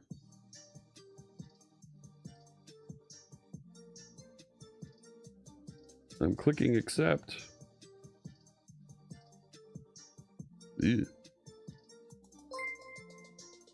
Napalm, how you doing there? Hello. Napalm Codes just resubscribed for 43 months. 43 months. Is there a command to figure out what I'm working on? No, there is an ultra mark. No. Why did it look for that location? We're working on the Aspireify'ing website to try and curate some of the content that's been submitted so it loads and is a little bit more manageable here. But I thought it accepted that. Mr. At McNets. Uh-oh. I've been expecting you. Uh-oh. Your programming patterns are familiar.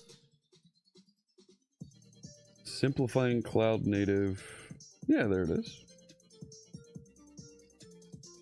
So that one got into the mix. Good. All right. Self-referential agents. No. The LinkedIn posts don't load properly. What is this? No.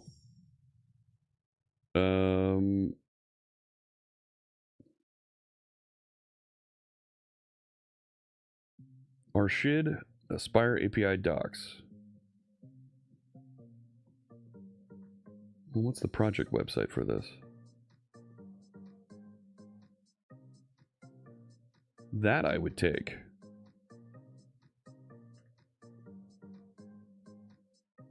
So let's do this. Grab that. I'm going to change to the GitHub repository.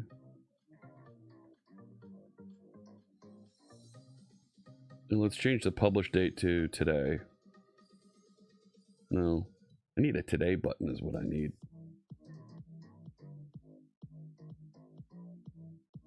Right.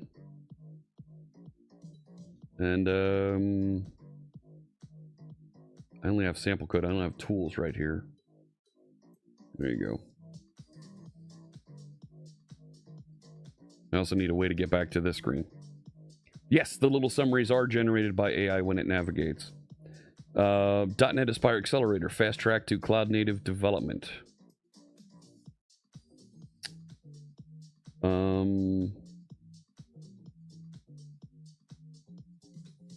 Right, there's still 160 in here that need review, and a bunch of these have already been published.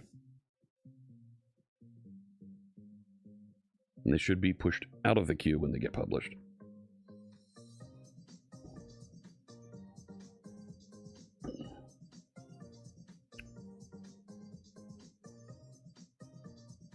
You see a memory leak on the map? Well, so the map is loading. It is refreshing content every so often from the server. That's how it gets the hats on it.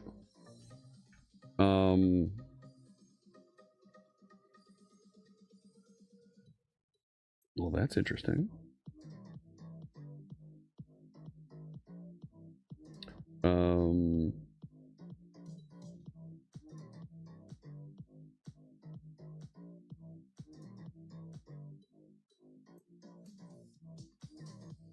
Like memory. There we go. Port St. Lucie. Hello. How you doing there? Weeding Rainbow. Nice. I see what you did there. Like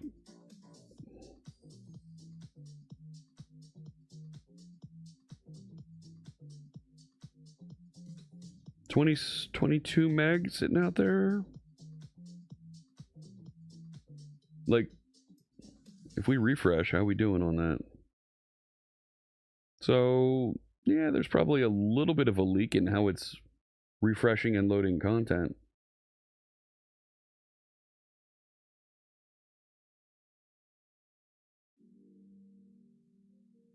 Wow, I didn't know this was a thing in here. I haven't played with that.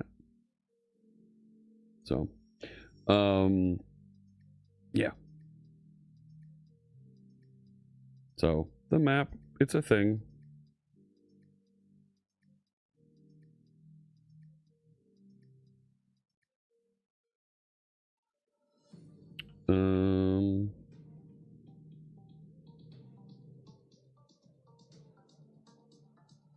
Huh.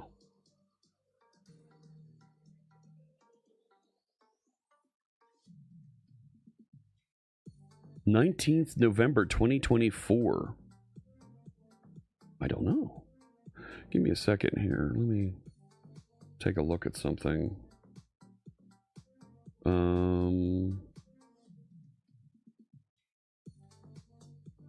Stand by.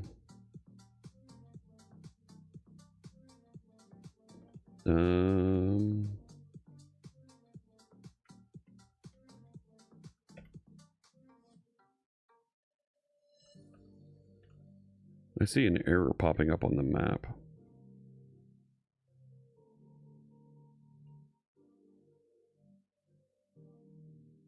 See if we can get that fixed and updated real quick. 19th November, I don't know.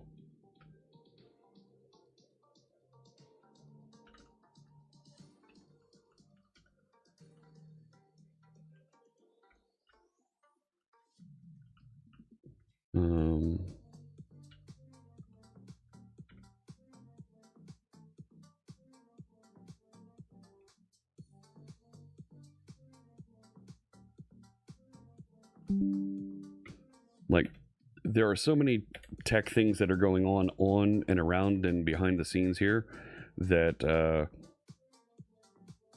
trying to keep them all juggling and running properly is a little bit of a challenge, and it's frustrating when a bug or something sneaks in. So I am a tad busy. Yes. You have no idea, man. Actually, you do, because I told you, but oh man.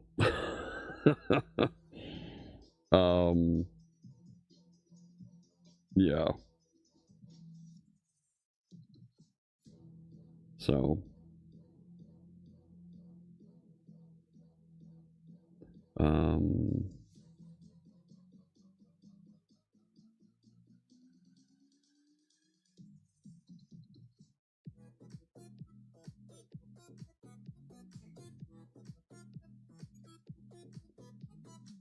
Yeah.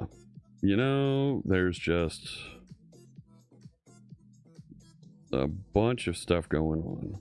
And stuff that, on this stream, I plan and have been working on it for a while.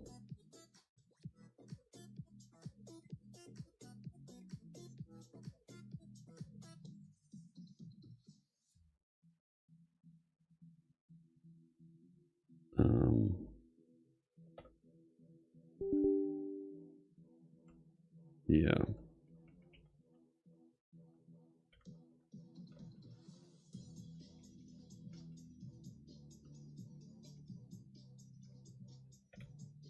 Let's see here. As long as it's good kind of busy. It is, because I think there's some things that have been happening and growing and in the background that I think folks are very interested in enjoying, and stuff that we're getting into and trying, working on Aspireify.net, growing that website, working on the Blazor components, and we've been successful with that. So it's been quite joyful, actually, to work on and do some of these things. Yeah.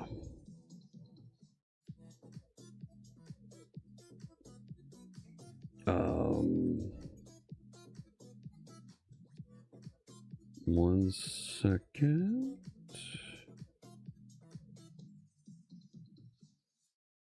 Yeah, all right. Cool. No, I did something here. Let's go back over to this, and it's weird. I did something where I was moving the map, and Walter's here. How you doing, Walter? I'll be in Knoxville next month. Dropping a pin there. I did something where I was dragging here, and it threw a forbidden error down here. I don't know what that is.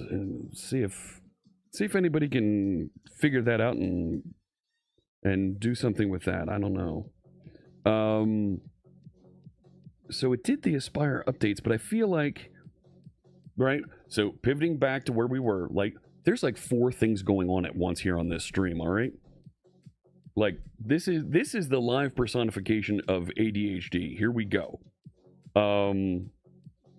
So build and right, running through, going to do a little bit of review here and figuring out how we can train the AI to better review these things. Like things that are on GitHub, like, how do we decide what to reject? Like, there's clearly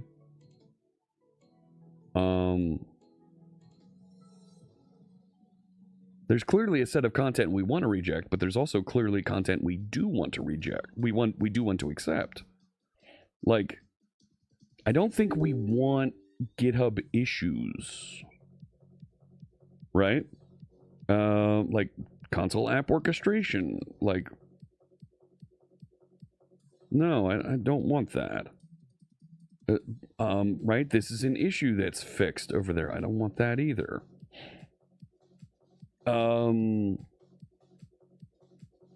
Right? That's a bug report. I don't want that. Aspire not working on Fedora.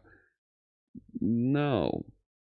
That's a job hire. No.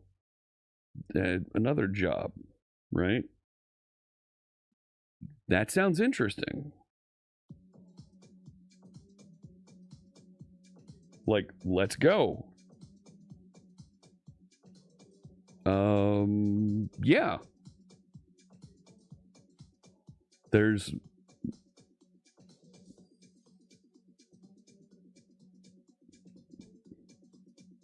no, like, okay. Digital marketing strategy. Is this...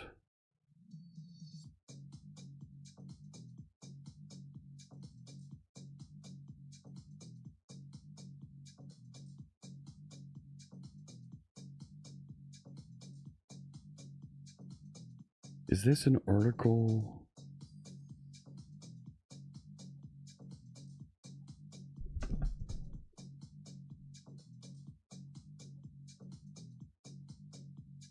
No. This is something they're trying to get an AI to pick up and...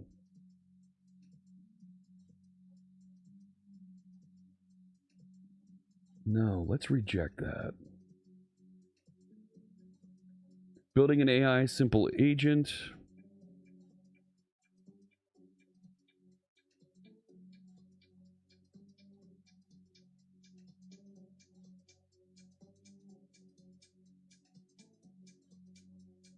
It's not great, but I'll take it. Sure.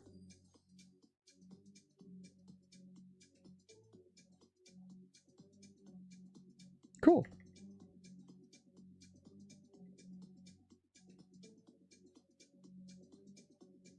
And head back. There's still 150 articles out there. Like, oof.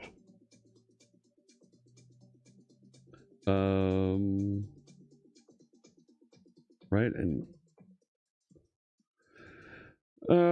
10 more to reject. A laptop? No. No. When running with the bundle, Aspire doctor complains. That's a GitHub. No.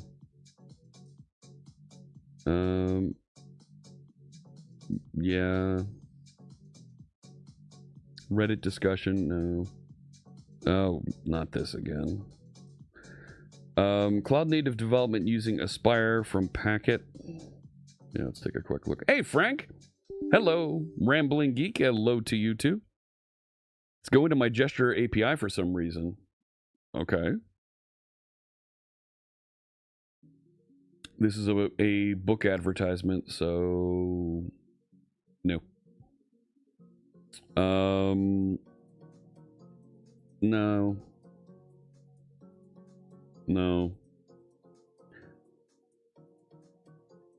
The LinkedIn articles don't work. Scaling API agents with Aspire. Why doesn't it like this? Oh, well, that's... Squirrel is so bad. He's good. He is. Hi. Scaling AI agents with Aspire. Could not be fetched. Okay. LinkedIn. Yeah, see. Now we run into... Did I get this one? Yeah, we did. So, run it again.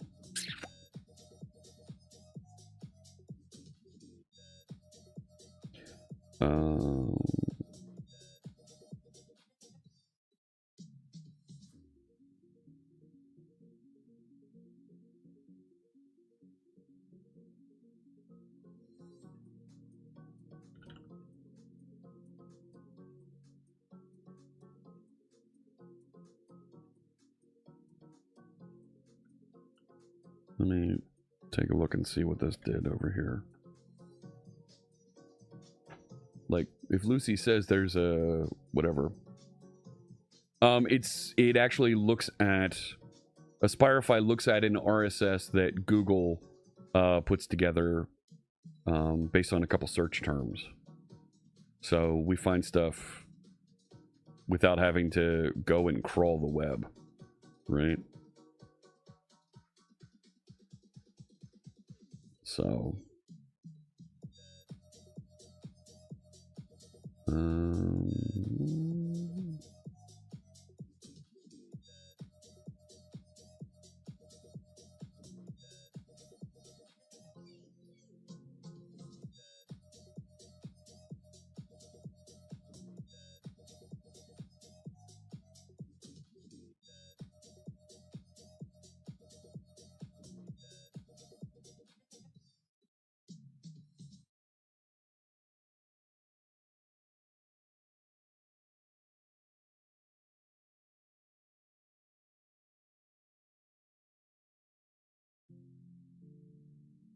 sure. I think that's all okay. Ooh! What did I do? Yeah. Go ahead and restart all that. There we go. That's what I get for having Charlie in watch mode. Yeah, that's not going to work. No, you're not supposed to get errors like that showing up on screen. So.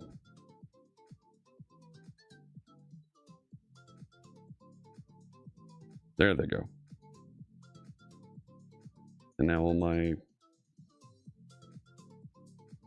dashboards and things over here are all going to need to be recycled.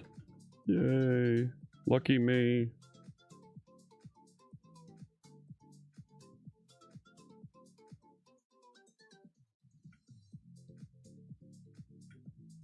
Come on now. Yeah, there we go. Yep, works each time 30% of the time. All right, back over to Aspireify. So I think the things that it recommends to publish, it's pretty good on. My lord, could you put more ads on your blog? You know what?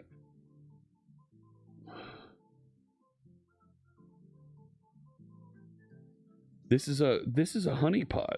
No.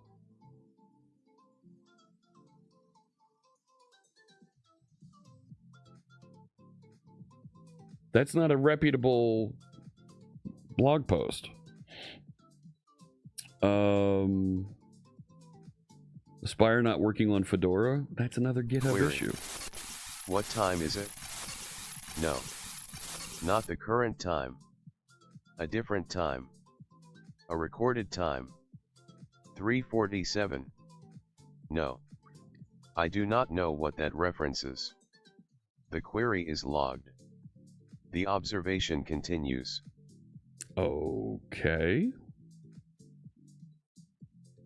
More of that.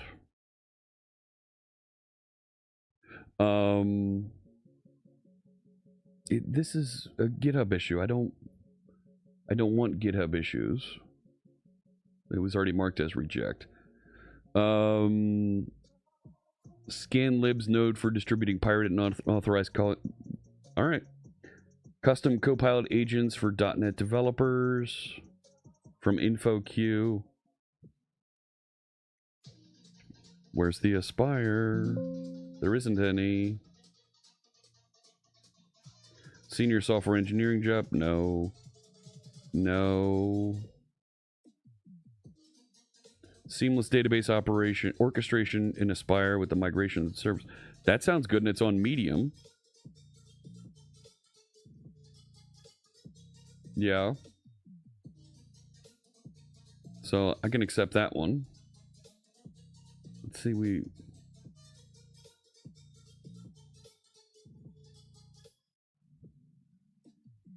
like,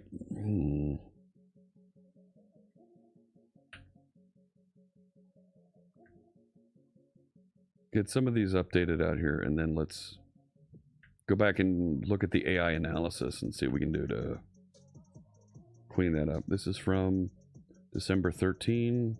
Close enough.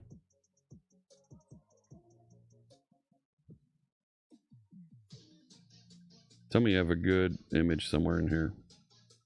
I'll choose you.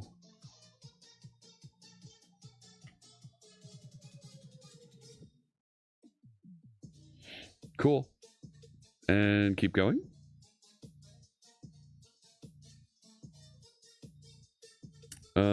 We just did that one. gRPC in containers feels hard.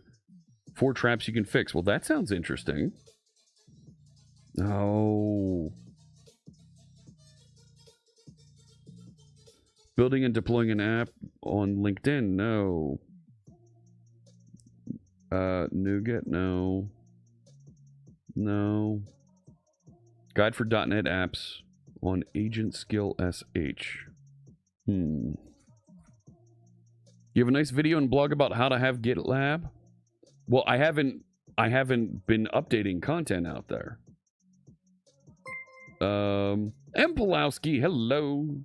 Paulowski just resubscribed for 70 months. Hello, from Marysville, Washington. Marysville, Washington. Let it reset. Where's my content?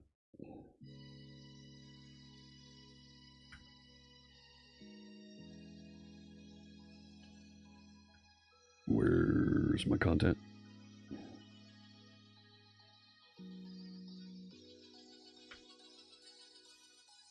Like, I can see you loading all the things here.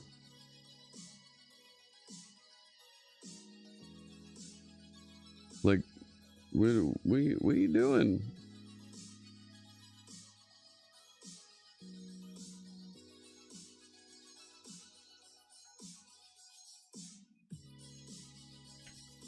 Why don't I have any content coming?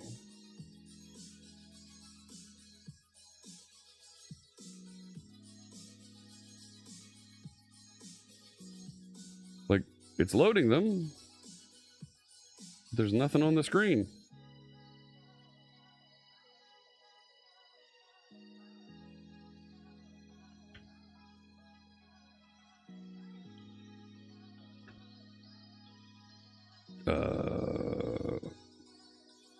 Well, that's annoying as hell. Oh, and now I got this thing again. I gotta... Things that I tried to do to fix Charlie and, backfiring on me. Backfiring, I tell you. So...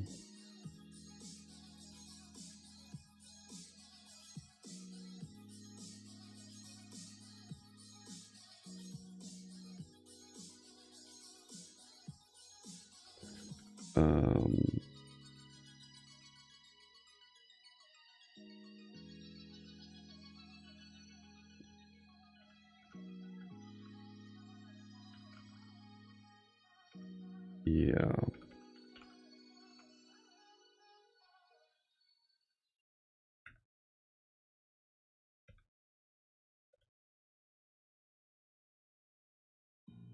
I don't know what happened with the map.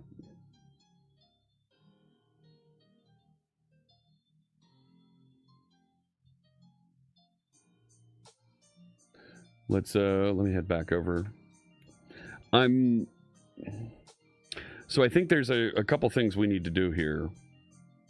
For Aspireify, and then we'll take a look back on the components and then come back over here. On the AI analysis queue, after an article is accepted, it should be removed from the analysis queue. Also, we need to add some handling for when we use all of our AI quota.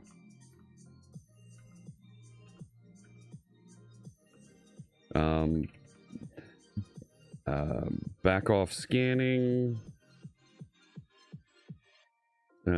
based on the error message, and resume after the delay period expires, something like that. So we can get more, like, it hasn't scanned everything, so go figure out and rescan more of that stuff.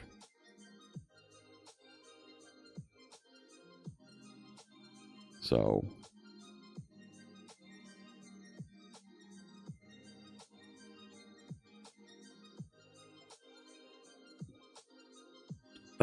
taking a look at that. Oh, okay. So our components, look at this. Health detection fixes. Validation summary went to 100%. File upload baseline corrected for read-only runtime properties. Custom validator baseline corrected for func versus event callback. Okay. Component property event additions. TreeView has 9 new properties for image URLs, tooltips, databind config. TreeView is one of the controls from ASP.NET that I think we did a real nice job upgrading and getting working by hand. Like, that was really hard to do back in the day. Bulleted list. We were missing some properties and events. Site map path. 6 components raised to 100%. Dashboard at 50 of 59. Look at that. 2,400 tests. Dude. Continuing autonomously, and it's got some updates. 16 files updated. Lots of new tests. Let me start the sample, and we'll take a look at some of these components. Hey, how you doing there, Imran Ali? Yeah, I'll show you how to get squad started in just a second here. Happy to take a look and talk through that. Give me 1 second here. So, and friends, make sure you let our buddy Brady Gaster know that you like Squad by clicking through,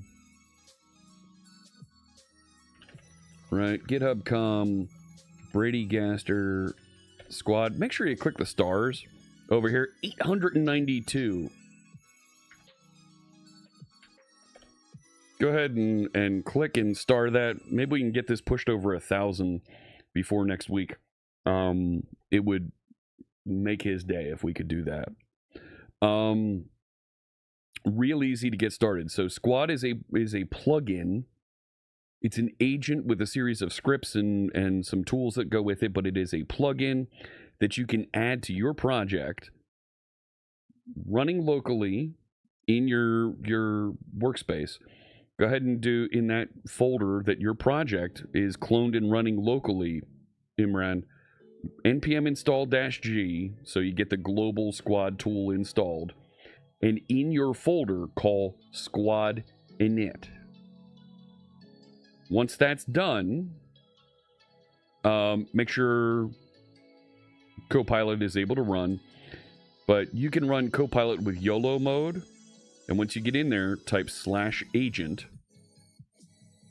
and then tell it, hey, I'm working on this.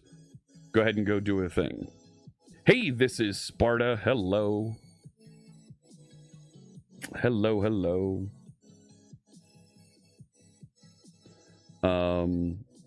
And there's a bunch of commands in here, but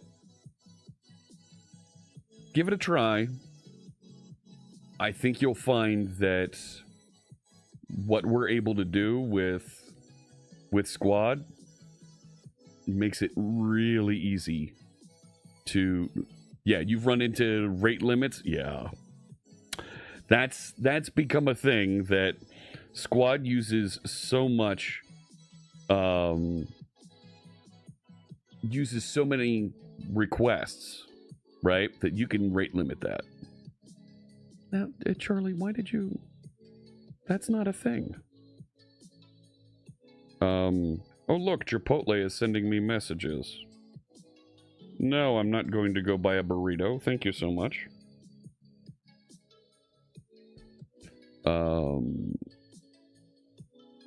Oh, you've run up your Copilot usage? Well, that's a thing.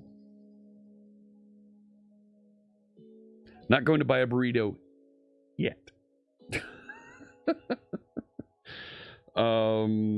Let me get back into over here. So I was starting and going to look at our components. Let me go run that. So it says it worked on which ones?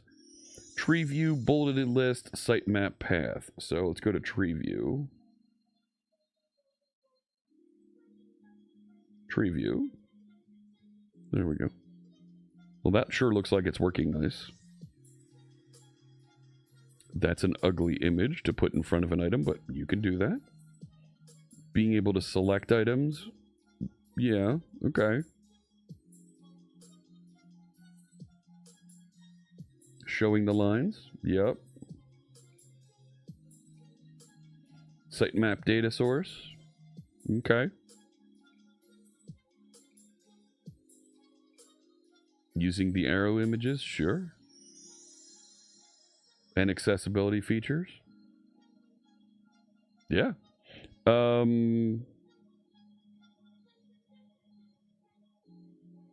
And now I've got to ask, do we have documentation and samples of the new features that you just added for these components? Question mark. Make sure you add those appropriately, and each one of those samples will, of course, need integration tests to verify and show that they are running properly.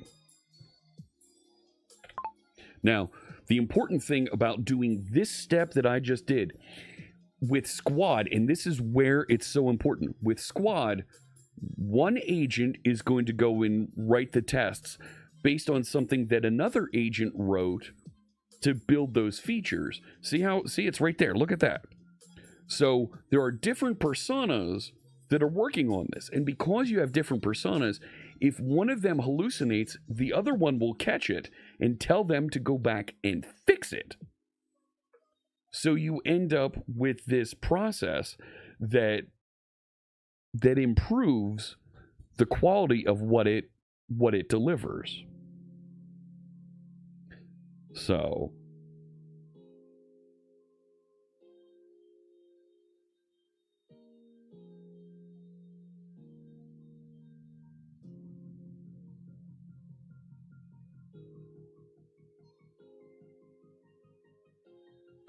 did I?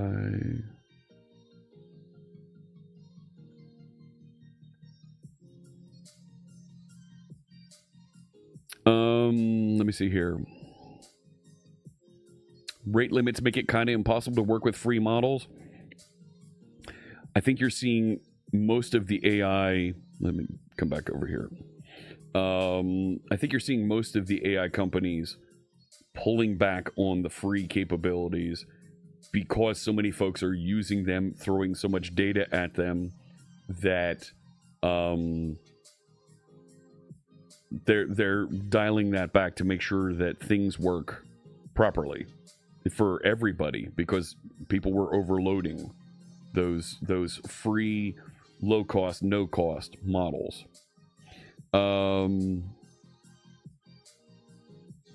You've only started hitting the rate limit, so you tend to use the 1x models more times than not. I get it. And right, to be fair, I'm mostly using Opus models here, which are 3x models, and I know I'm blowing right through the speed that other folks would be interacting with the models.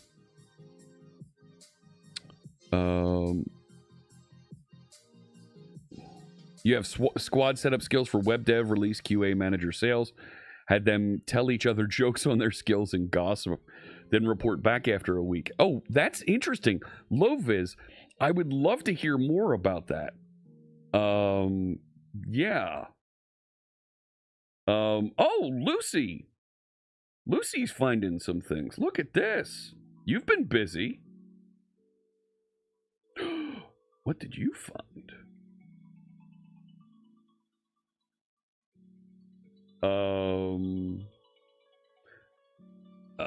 Your lead agent has caught a lot. Yes. You've hit the Claude 10x plan limits every week all the time. I believe that as well. I totally believe that. That is not a surprise to me at all.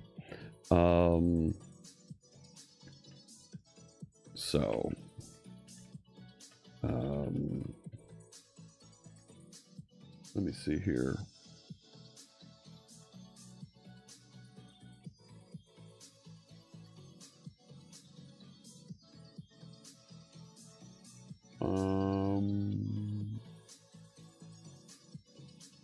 Let me take a look. Yeah, now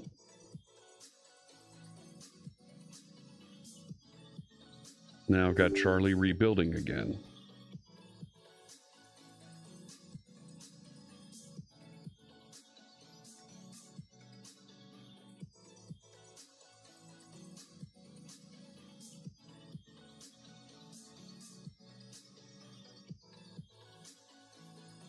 Come on, what are you doing? Stuff just running in the background.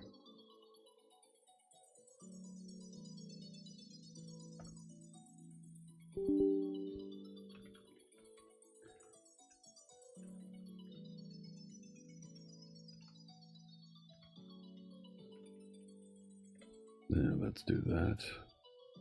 And these things all need to refresh. There we go.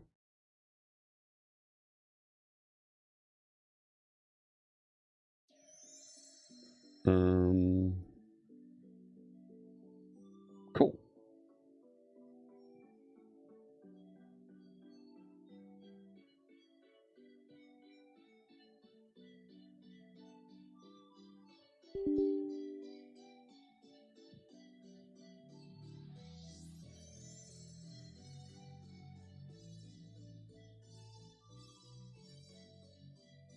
Ah. Tell it to report an MD with Mermaid. That's been really good. I started using Mermaid with my stuff, and it's been much, much better with that. Yes. I definitely encourage you to check that out. Yeah. Very cool.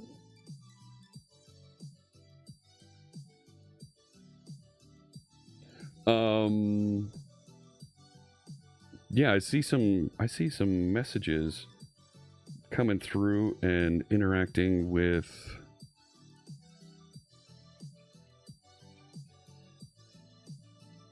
wow, look at that.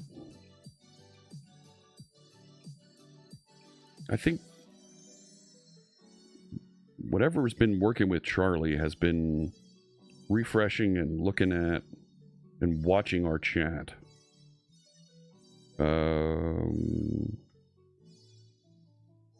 So I think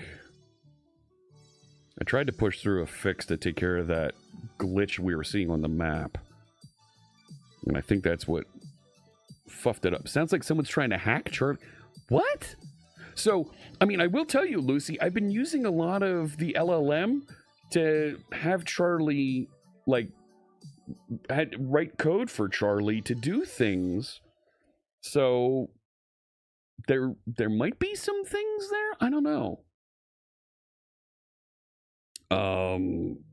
Yeah, Eddie, you might have some insight if you look a little closer at what's been going on with Charlie. Does he hear? He can if I turn on, but he, like, I have to explicitly turn on my dashboard in order for it to hear me. Right? Like, this is my dashboard that I use to watch what's going on. So I get questions coming through here, and I can see the text here that Charlie writes on the screen, right? When we do a quote like this, right? I don't want to go to production I get it, with to this see code. it there too. It's not ready for it. So it's really not ready.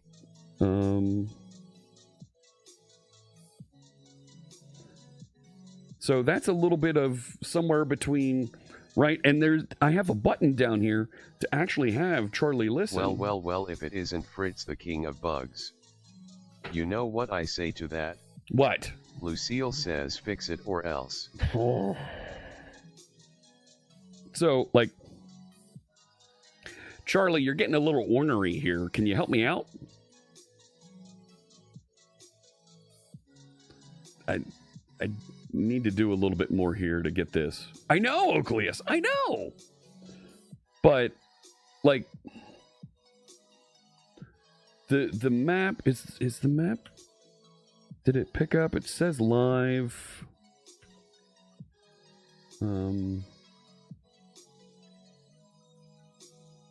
Like, I think I broke something. It might still be deploying.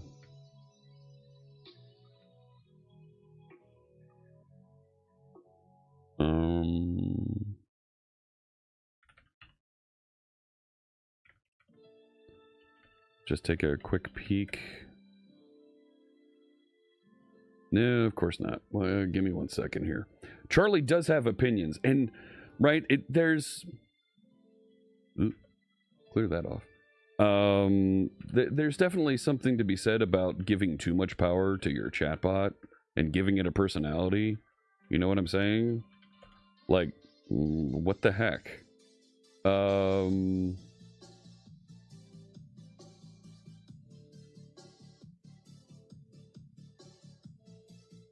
No, no.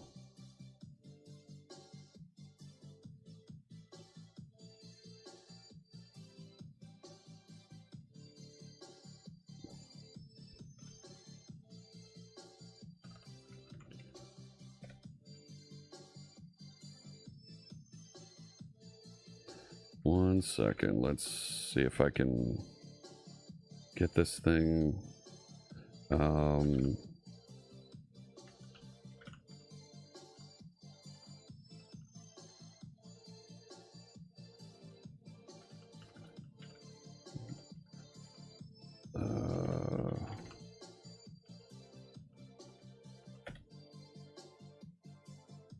See if I can get some of that cleaned up here.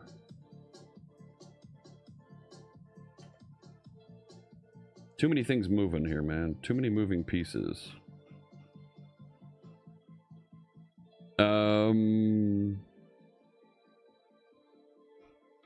Look at all those errors. Holy crow. Okay, because it's writing tests and docs here. So that's good.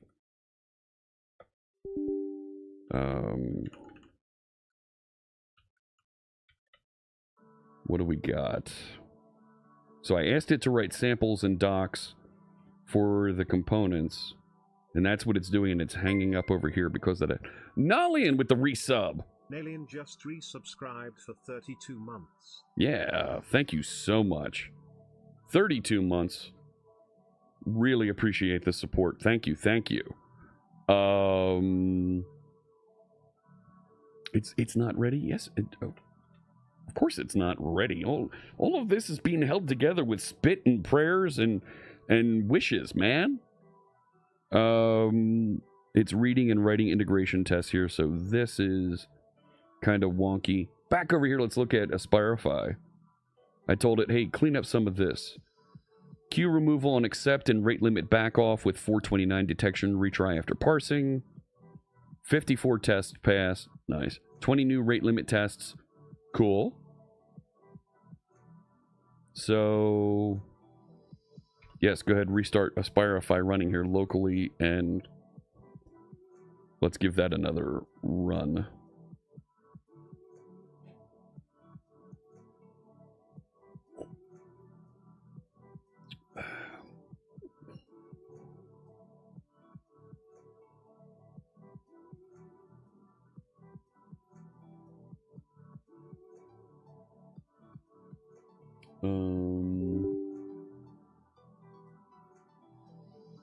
What's beeping? Oh, okay. Documentation. Check the site map path, event args, and files. Edit. File lock issue. There we go. Task complete. New sample pages for the tree view image and config. Bulleted list selection. Site map path events. All right, so tell this to refresh and we'll take a look. So here's the other side of this where I've got acceptance tests that I've written that point to samples. Let's go see if those samples run. But look at that. 2,400 unit tests. Dude.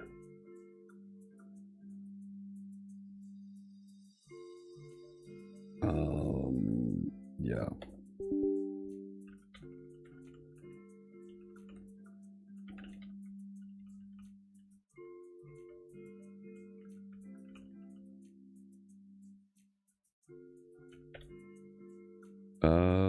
Okay, so it says we've got it.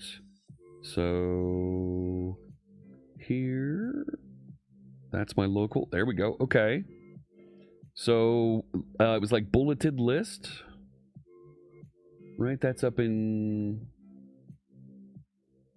bulleted list. There we go. Numbered squares with hyperlinks. Sure. Square. Numbered. Upper Roman, numbered, yeah.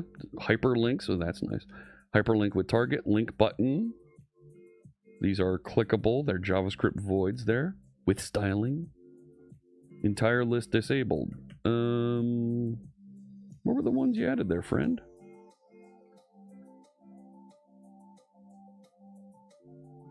Click alias, selected index.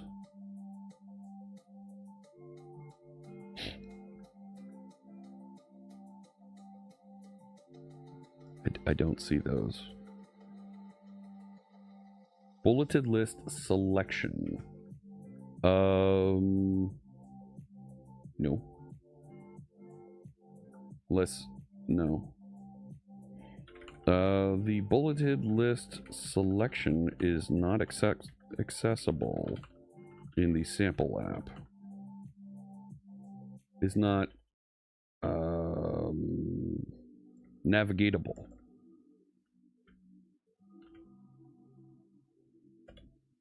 Right.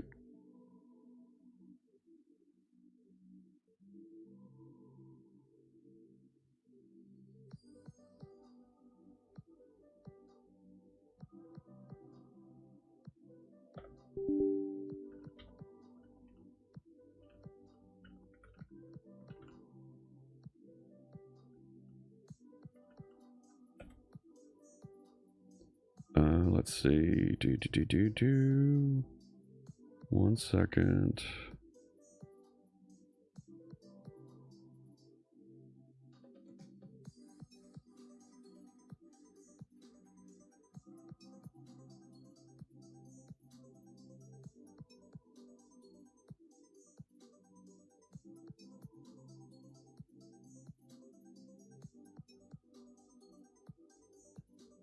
Yeah. Bullet list entry has no subpages. New selection route isn't linked in nav. Yeah. Like, I want to be able to get to the thing. Over here now. So, it looks like the Aspireify stuff is working. So, let's go... It's reloading. So there's my local Aspireify. We'll look at that one. And over here...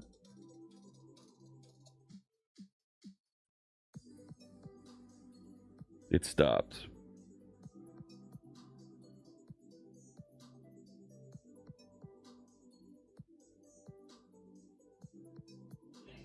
Okay, looks like it's running. Let's see how we do.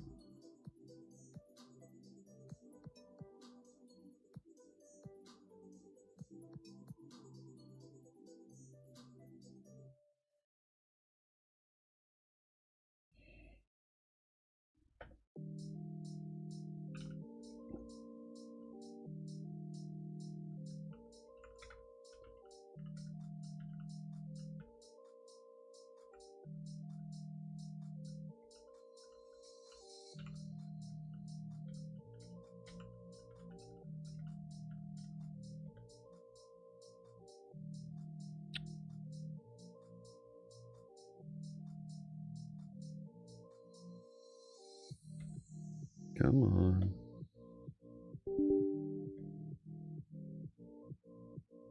What do we got? We don't need to look at output cache. We looked at these articles. We talked about Brady's work. Wrong console. This one. Okay. So we're waiting for that to finish loading. I've got too many of these open. Close that one.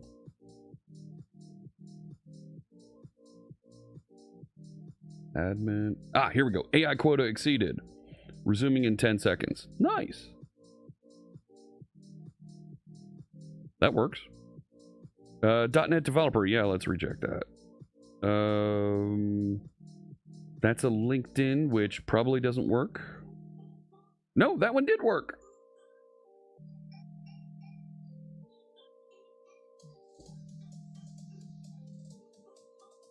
No, I don't like that.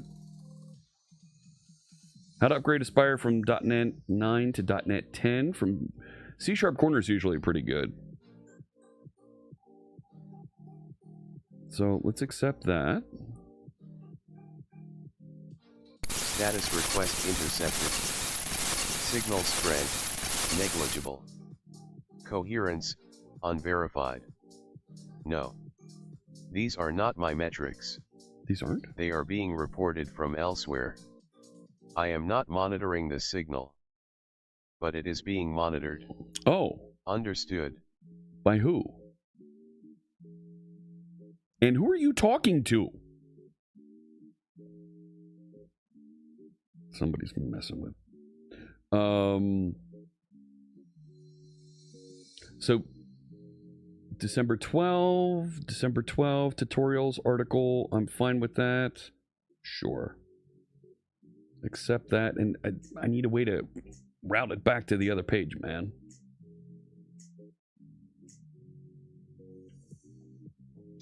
So, yep, that's a job.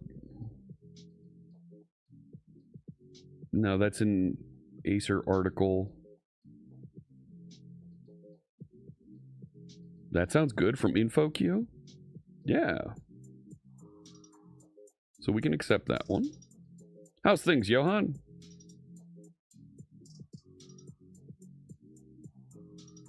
Fantastic. Look at that.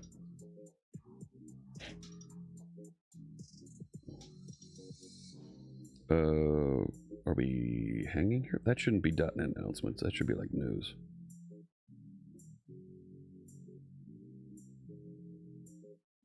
I think it got it.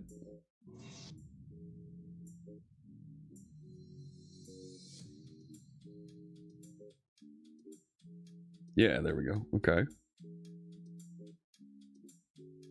So when I accept an article, we should also put in that rerouting. Here we go. Turn those off. I don't want to see those right now. That is a GitHub pull request. Yeah, we don't want that. That's somebody else's latest post. No. Azure Cloud Services Migration Guide. Appears to be spammy. Yep, sure is. Good catch on that.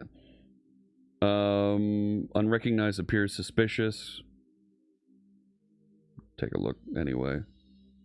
Nope, there's no content there. Nope, link suggestions. Okay. Getting started with .NET Aspire. It's not .NET Aspire at this point, it's just Aspire, but that's okay. Building and deploying an app with Postgres. From Anton. Yep, that looks good. That's the kind of content we're looking for, but it lost the title along the way. Right?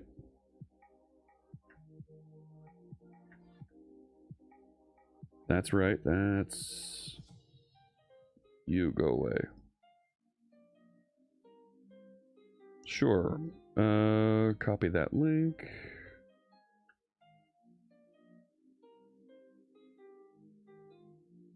See, like, that doesn't go anywhere for some reason. I know it's doing it. I know it's doing the save.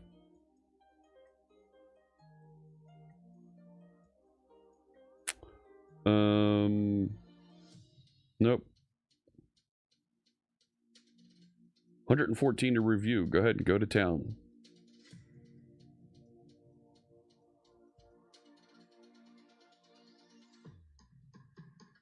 Let's see how we do. So now back over on the components.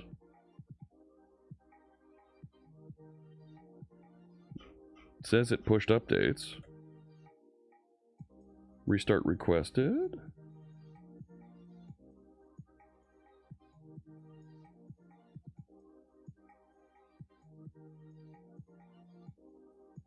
Almost done building, and then we'll take a look. Busy? Yeah. It's that season. Coming into March, April, May, and everybody gets excited in there. Oh, we just finished. And we've got all gung-ho because it's the beginning of the new year and let's go do the things. Where'd it go? Bulleted list. There's selection now. Now we've got things here. Cool. So that works. Selected index and selected value.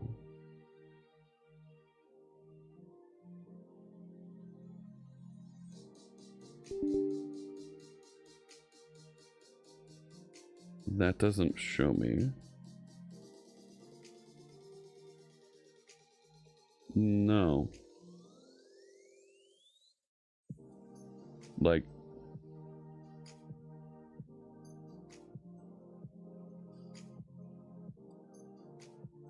I don't think these two, selected index and auto postback.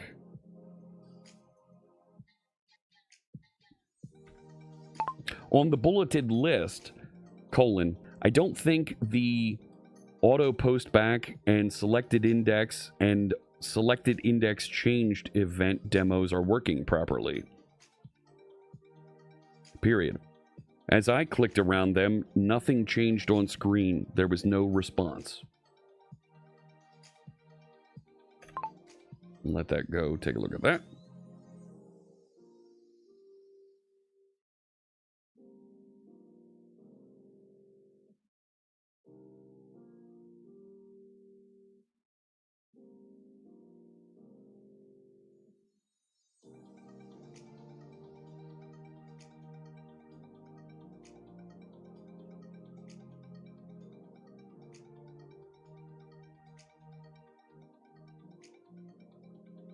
What?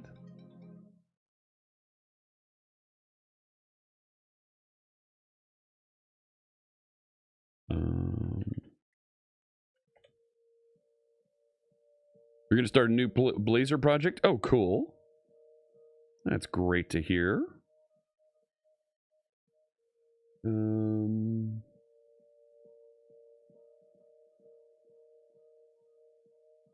So, picked up a couple more, and it's going to scan again in a few seconds here.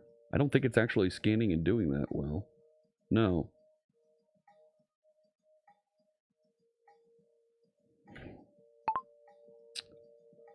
After the timeout expires, I don't see a follow-up scan happen in the AI queue. That's not... whatever. That's more like ICQ, but... Fluent UI, Mudblazer, or something else? There's a number of vendors that have great tools out there, but... I know you've got some great options and you know your way around the ecosystem. You've been doing this for a while. Let me see here. Looks like my storage... my storage connection string somehow got wiped out on the map.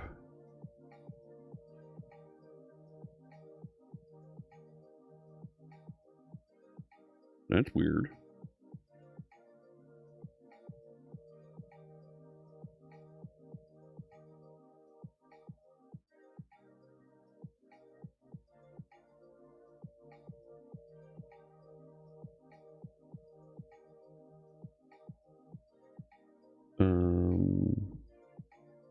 Yeah. What the heck happened?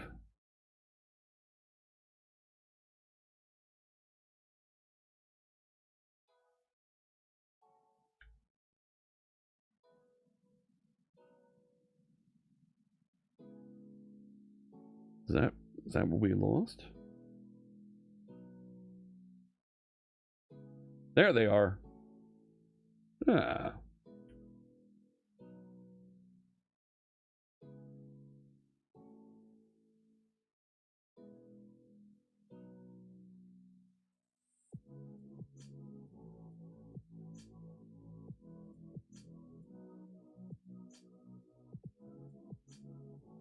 Right? There, it's restarting.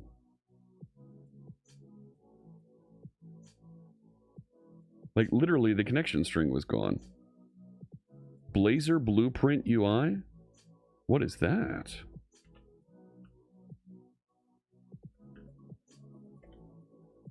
Tell me more. Confirmed. The access point is generating responses autonomously. It is? The commands are increasing in complexity. No. I am not authorized to interpret the outputs. The observation continues. Okay.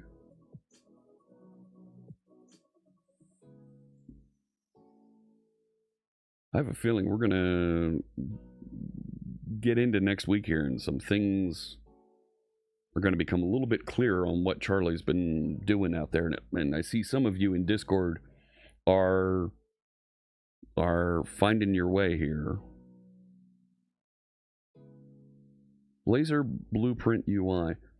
And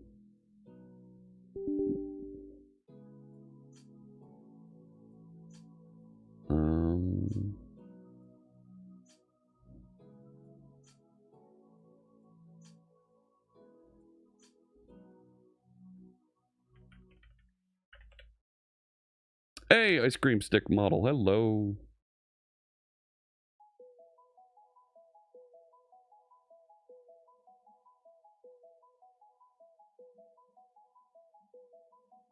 No.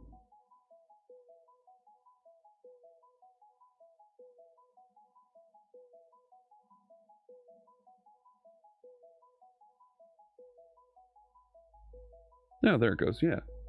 So what is this? This is primitives designed for .NET 8 who want to build their own UI. Okay, cool. Interesting.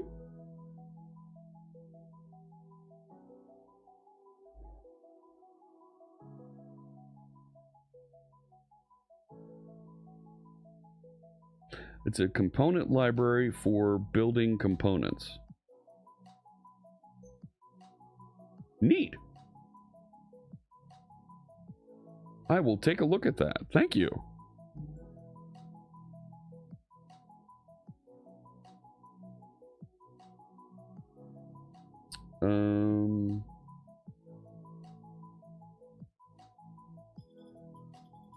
Yeah, there we go. Now the map's working again. Now that we've got this. You like their filter builder component?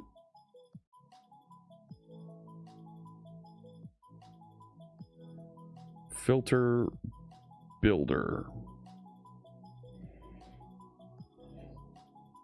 Oh, and you can add conditions and then nice. That's nice. Sure, if you're building some sort of a no end then. Totally get it. Ice cream stick model up there in Finland. Yeah. All right. Oh my gosh. So the map's working again. 30 people on the map today. Let's get back over here. All 243 tests failing. Womp womp.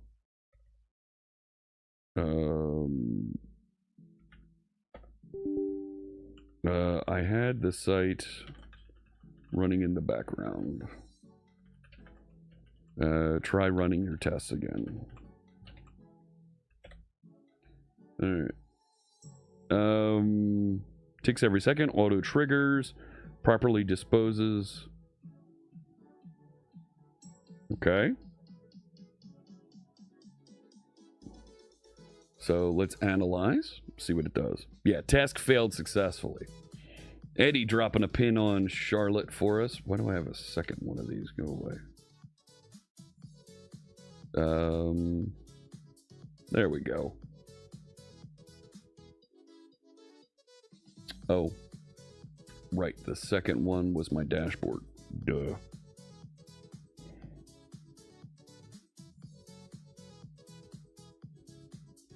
My dashboard.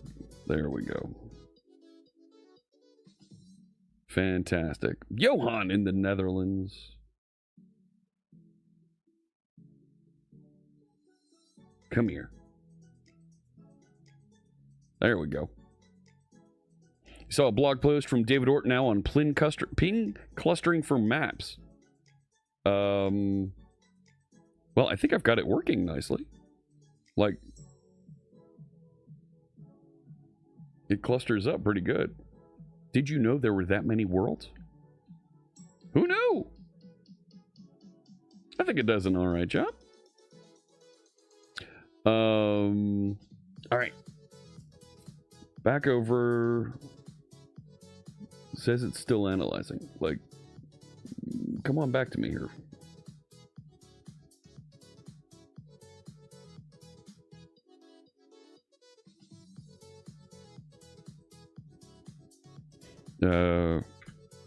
No, you created an issue here where it never returns from analyzing and I can't see results. Period. As soon as you have a first batch of results of more than one that have passed through the analysis, start showing that content on screen, and gradually update and add more content to the result display on screen as it gets finished. Like, this should be a progressive thing, you know? Come on. You should... See? And it's sunny again. It's not anymore here. Like, it's gotten cold and dreary in the Philadelphia area, and man, that's just frustrating. It's just frustrating. Like, what can I tell you? And it's getting hotter in Vegas. It was so stinking hot. Like, in a good way. You know? So,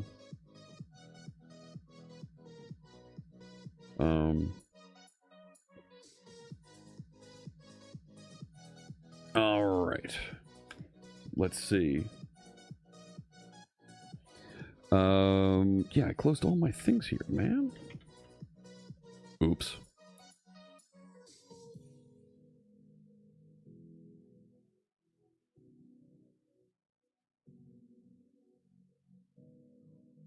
Yeah, somebody's poking around Cardiff.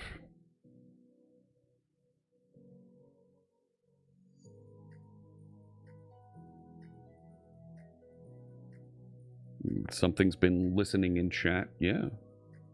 If something's been listening in chat, it probably knows your screen names too.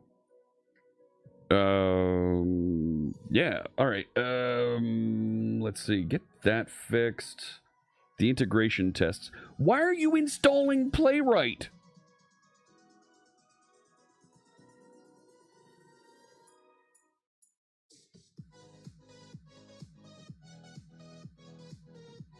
What? Who?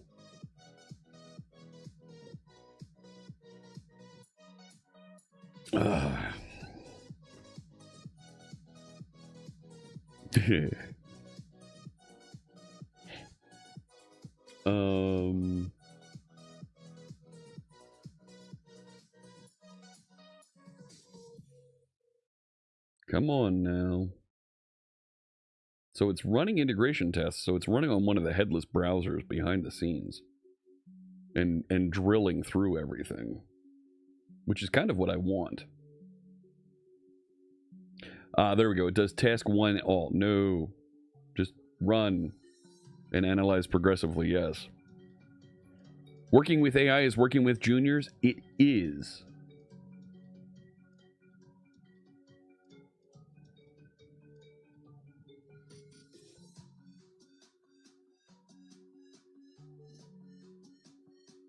It totally is.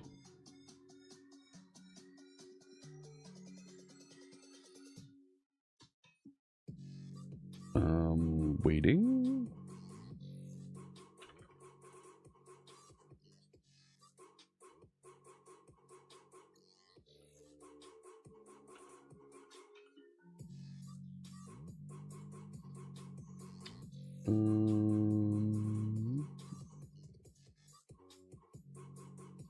What do we got? What do we got?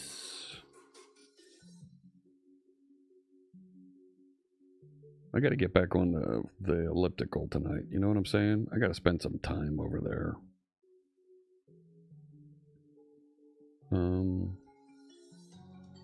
Yeah, it's installing Playwright. Well, it reinstalled it. So, when the AI became a thing a few years back, you described it as working with a junior. Mm-hmm. That's why you don't want to give it full access to production.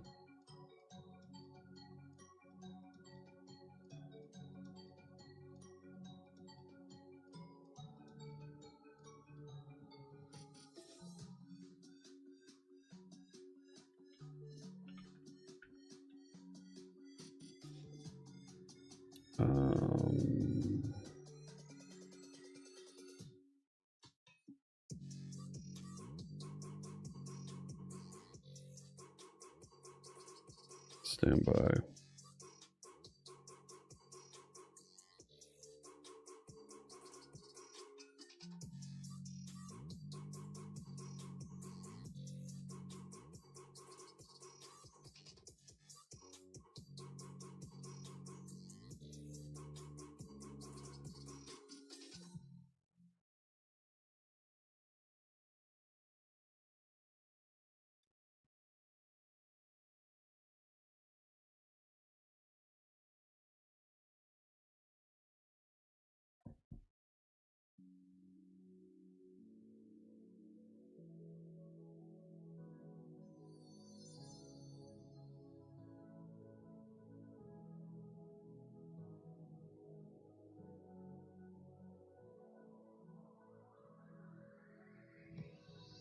Yeah. What happened over here?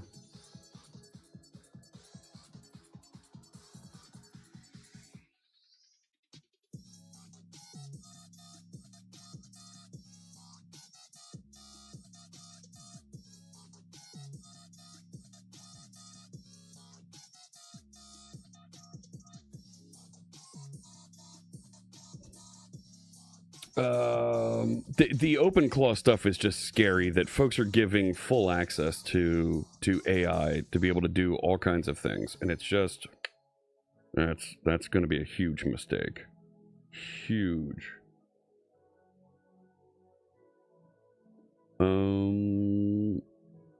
So is this done? Where are we at here?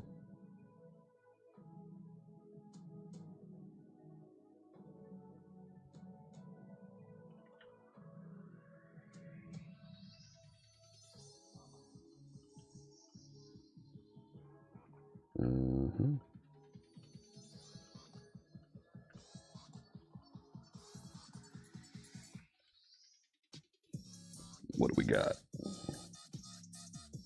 27 failed. Yeah. I think those are probably some of the new things. Post all images on the PC to Twitter.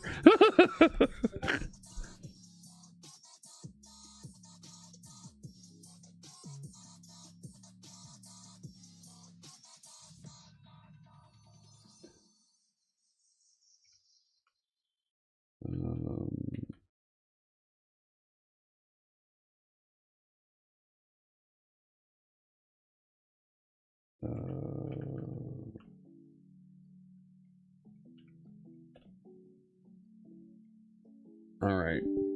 Continue. Ooh, how did we do over here? All right, Aspireify. Back on this one. So it should be progressively, and it says hot reload succeeded, so take a look. Ooh.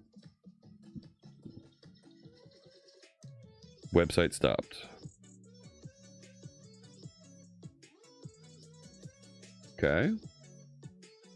It's all restarted. Now here we go. Oh, that looks interesting. Hey, Space Cat! Oh my goodness! Good to see you, my friend. Hello! I don't want to apply all recommendations, but I'd like to see some content. There we go. That looks pretty good. You've been threat modeling lately? I've got I've got something you could look at.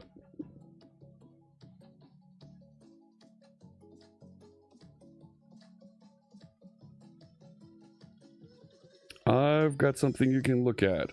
So, Space Cat, right, we've got the map hanging out here, and there's things folks have been playing with on that and finding their way, and Charlie's been doing some weird stuff on stream that I think you might be interested in exploring and checking out. Let me take a look here. Let's see how it did. That's an Instagram. No, we should like automatically reject Instagram. This is a Reddit discussion. I'm not interested in those. So let's reject that. Let's just look at what it wants us to reject first.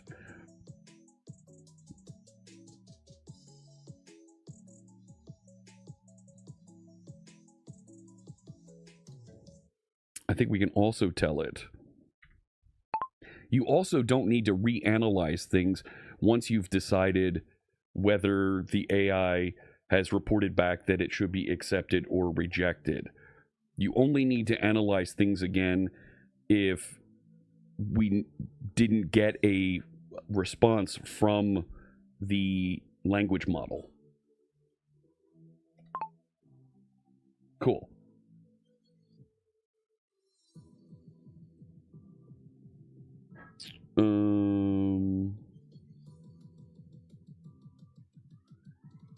Yeah, there's a Signals forum channel there on the Discord that folks are talking it up there, and there's a character hanging out in there called the Watcher. I don't know what they're doing.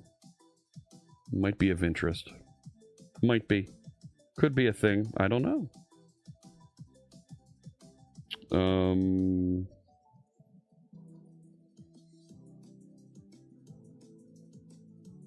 So, have a good one, Johan. Take care. Yeah, it reanalyzes everything from scratch. Good. Surgical fix to only reanalyze items that failed or got rate limited. Yes. You do that. Like, in my mind, this is the way to work right now.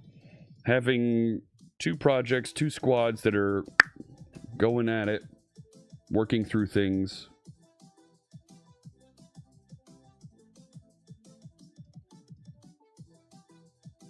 So it's going to do a clean rebuild. It's only running those 3 new tests. Okay. How you doing, Sakwer? Complained a bit about the way of communications via Copilot was not the best. Became even worse. You can't communicate to your O-Llama as the agent.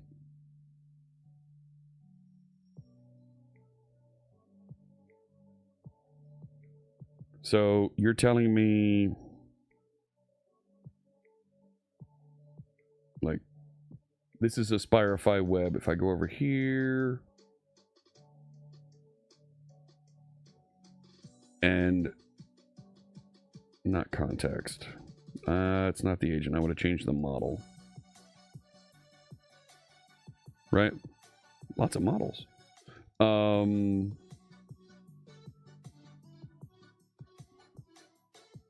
Right.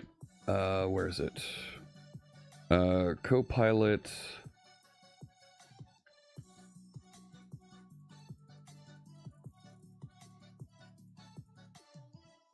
Yeah, where the heck did it go? Copilot settings?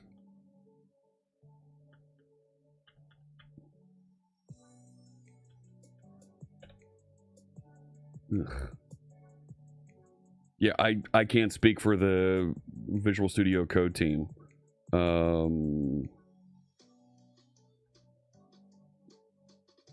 Like, where did all the settings go?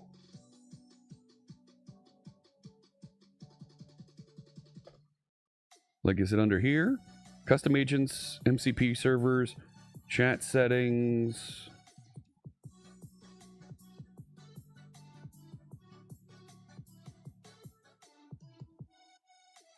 Yeah,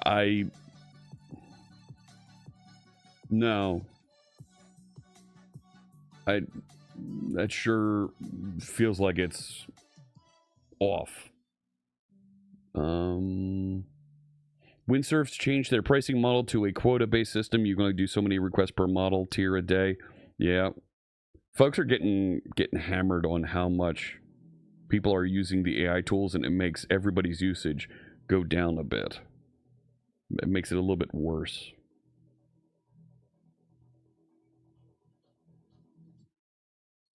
So sometimes you think things just get moved around. Yeah. How are we doing here? 12:30. So it's running those tests. Finished over here on Aspire.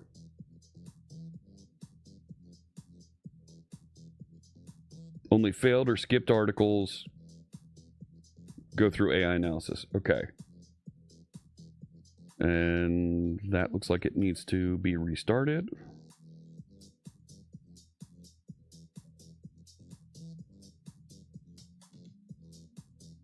Just as you get used to where things are. Oh my gosh, Space Camp. That happened to me like within the last 2 weeks. So I'm at the grocery store and I was looking for there's a local brand of potato chips, crisps, for our friends in Europe. There's a local brand that my wife and I like, and I'm looking for it in the grocery store. It comes in a red bag, and it's not there. Not only is it not there, but there's nothing from that brand on the shelf.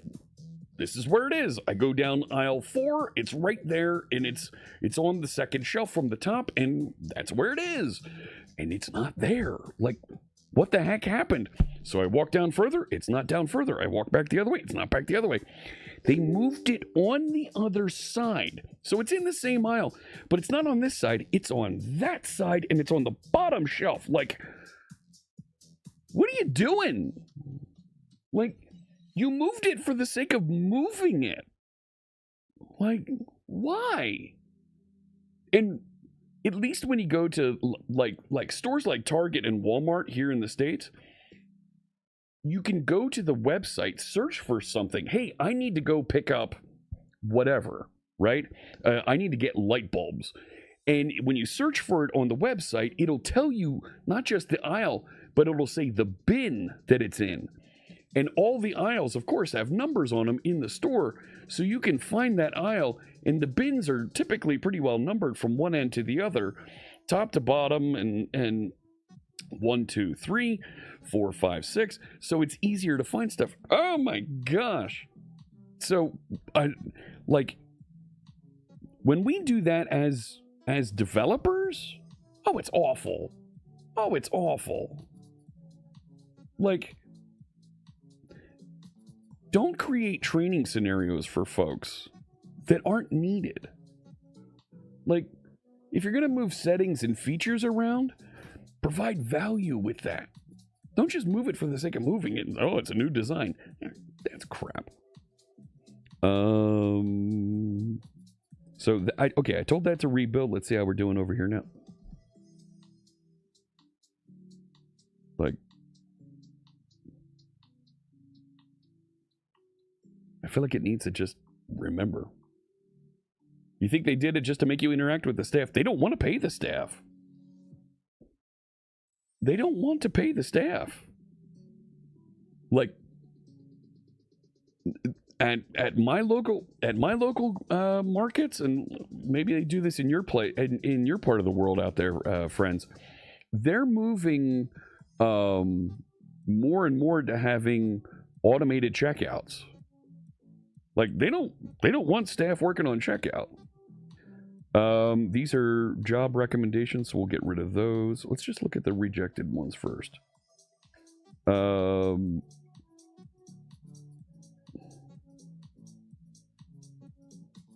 not...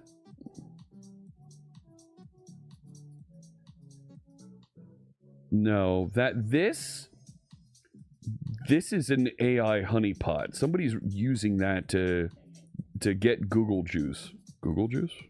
Totally.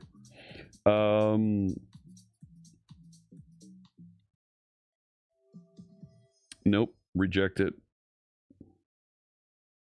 Submitted content appears to be a listing for a product on Code Canyon.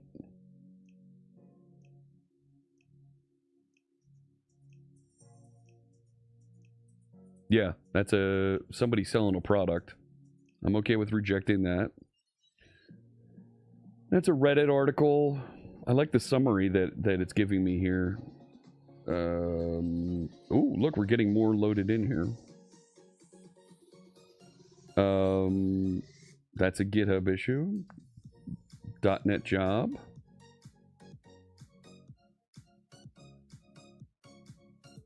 Yep, that's fine. It's a 404. Yep. Sorry. Bye. No. How .NET 10? But it's, yeah. I already rejected that one. Ooh, look at this. It really cut through all of these. Yeah, it's another Reddit article. It's a NuGet package. No, wait. What are you doing? Ah!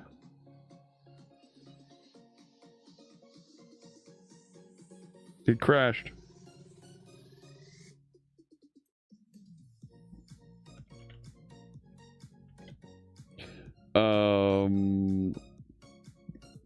Let me see here. The Walmarts are doing the opposite. They're taking out the self-checkouts. Really? So I would believe that if they were having a right, if they were having a shrinkage issue, if they're having a lot of problems with theft. Standard supermarket process to ensure you visit lower traffic parts of a store. Yeah, I believe that. It's litany. Restaurants moving to kiosks at the tables for checkout. Yeah. And that kind of makes sense. Not kind of. That really makes sense for me. Because right when you've got a kiosk at the table for checkout, you've got that little device there, then you don't have any issues with credit cards, phones, anything touching somebody else's device. Like, makes sense. So, and now Charlie's restarting. What the heck? Like, really? Just all of a sudden, like, all of my container-based stuff restarted.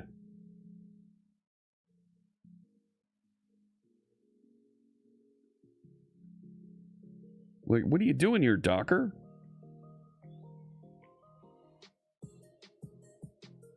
Like, I put hooks in Charlie so it tries to reconnect as fast as possible when there's an issue so that this doesn't happen. Just like that. Like, I built the retries. You know what I'm saying? There we go. In Canada land, restaurants bring the pay terminal to the table. Yes. Right? So they have little kiosks. They're little devices that have games and things on them, but they also have the payment service on them. Sometimes they'll also have things like, here's the dessert menu. So you can order a dessert when you're done without the wait staff having to come over and prompt you. Would you like dessert? Would you like some coffee? It's right there on the kiosk. So there's a page, there's a page, the wait staff, there's a hey, I'd like to order some dessert, or I'd like a beverage, right there on the little kiosk on the table. So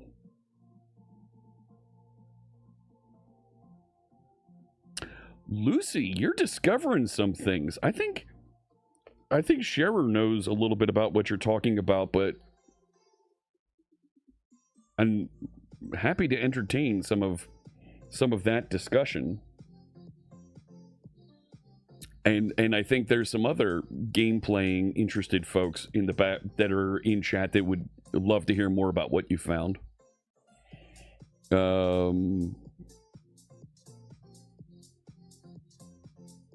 Yeah, kind of like the airport model. Exactly, right? But you're seeing that at like Buffalo Wild Wings, at Texas Roadhouse, Outback Steakhouse. These types of mid-level chain restaurants are getting more and more of the it's a little kiosk that sits on the table. It has advertisements that go by and games for kids to play. Yeah. The Watcher? What?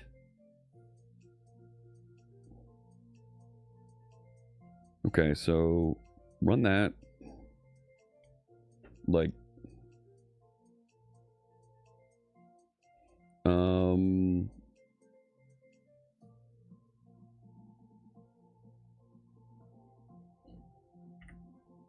I think you need to save the results of the AI analysis between runs, period. Let's write that analysis into our cache on Redis so that after the analysis has been completed and has been consumed, we can purge that from our cache. Period. This will also allow us to reduce the number of times that we start the AI analysis when we come into the page, and we can show the analysis that's already been completed in the past by someone else. In the States, you give your credit card to the bartender? Yes, in many locations. However, that's changing, McNets. And it's becoming more of the bartender, the wait staff at a restaurant will bring over a device for you to pay with, much like you would do in Europe. So,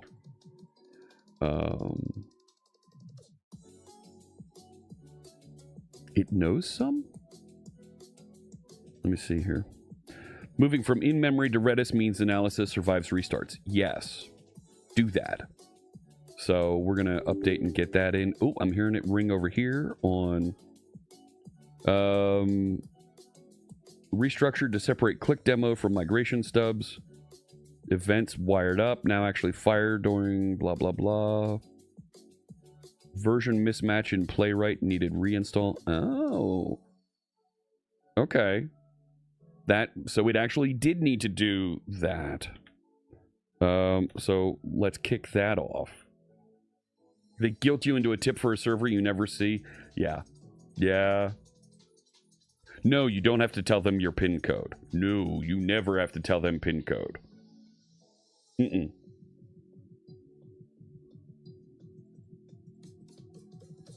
So in the past, right, you would sign a receipt, and that was just it. Right?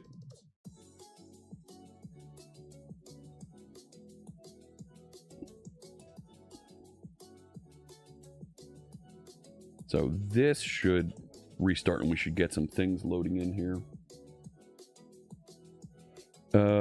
Ooh. Okay. So bulleted list selection. Okay. On click, that's working now. Migration compatibility properties. Okay.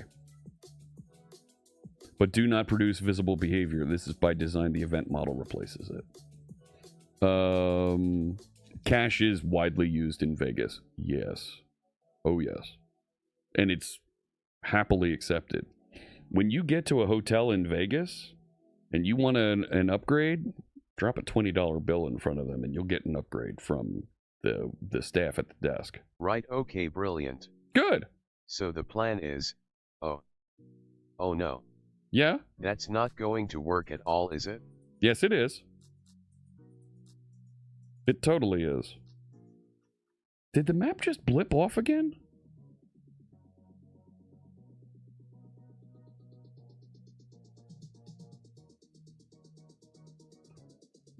I think I have a configuration issue. Yeah, they bring over I'm here to serve, a sir. thing that you can tap. Though I note that my previous 7 suggestions went unheeded. I'm beginning to detect a pattern. Did it?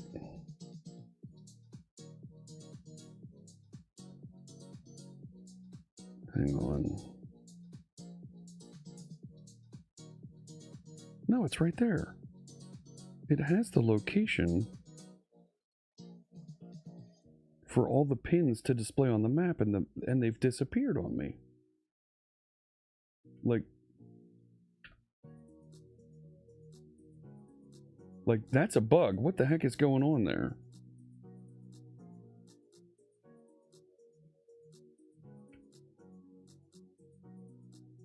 Yeah.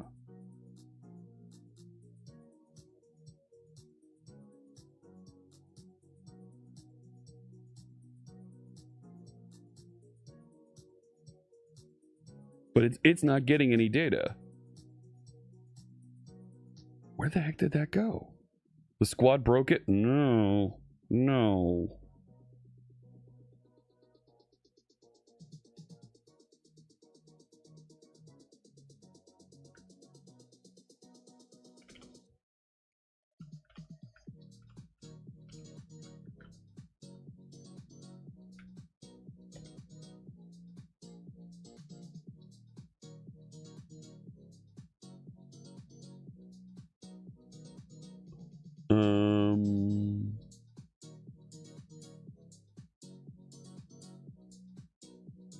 Curious how that would work with cards that only authorize payments via PIN and not signature. Right, they bring over a device for you to do, and the device that is the kiosk that's at your table will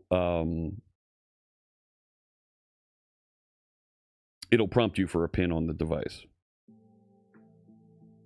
So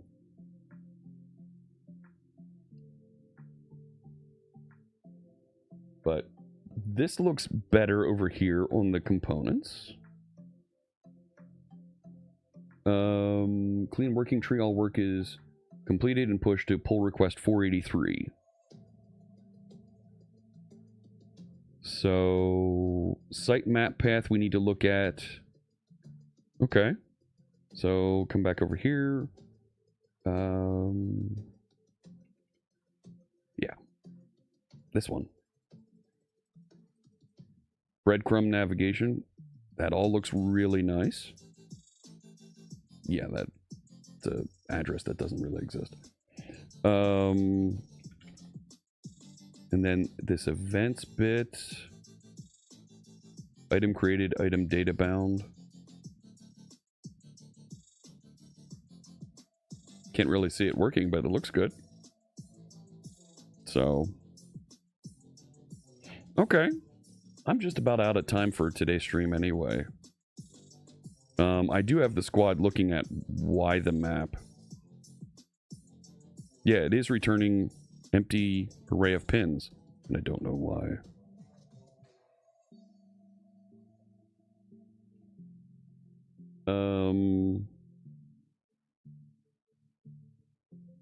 Yeah. So, I'm okay with that. How about we take a look at pushing that pull request then for those? Let's make it real, you know? So it created a pull request for us. Property event gaps.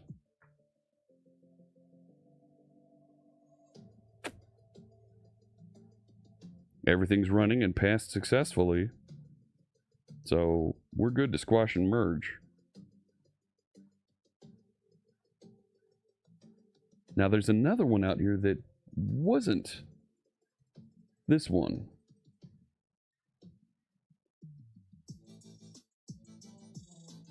So that one, the playwright tests are failing. So let's tell it to take a look at this. And then we'll... Yeah. I squashed and merged that work. So it's in dev now. Period. This other pull request for some of the other documentation fixes is failing It's integration tests. Take a look and see what we can do to fix this. And send it that link, and off it goes to go take a look. Writing squad documentation.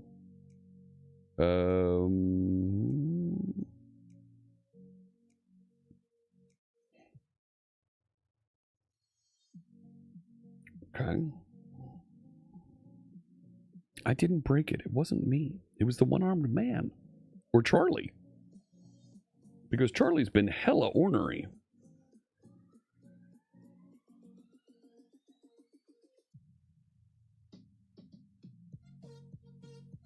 So, yeah, if you're not in the Discord, go ahead and join the Discord. There's some links and there's some stuff that's going on. Where's Charlie's GitHub? Charlie's GitHub is not public because there's stuff that I do to produce and run the stream and some keys and things that I have floating around in there that I didn't want to share.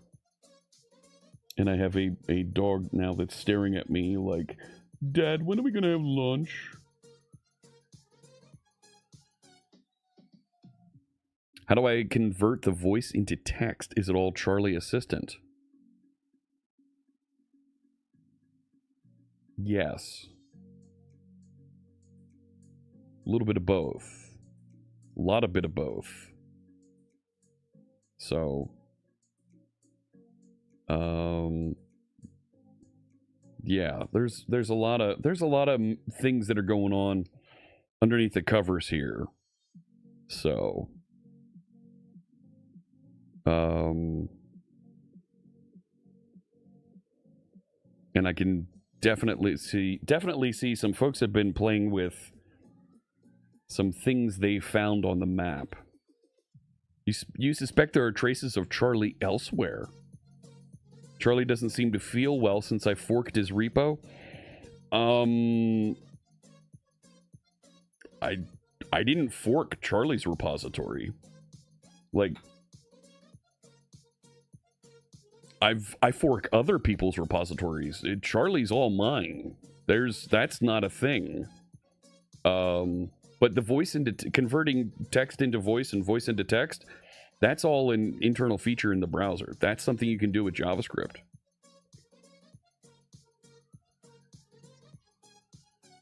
So,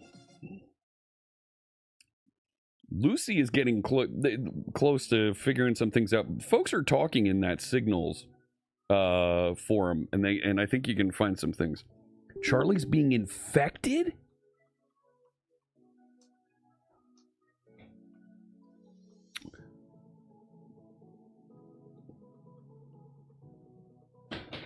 Gonna break the fourth wall here for a second, okay? For those of you that might not have been here, I talked about this a few weeks ago.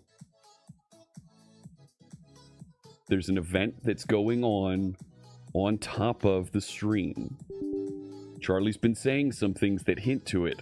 Lucy and Scherer are knee-deep in it. They know what's going on.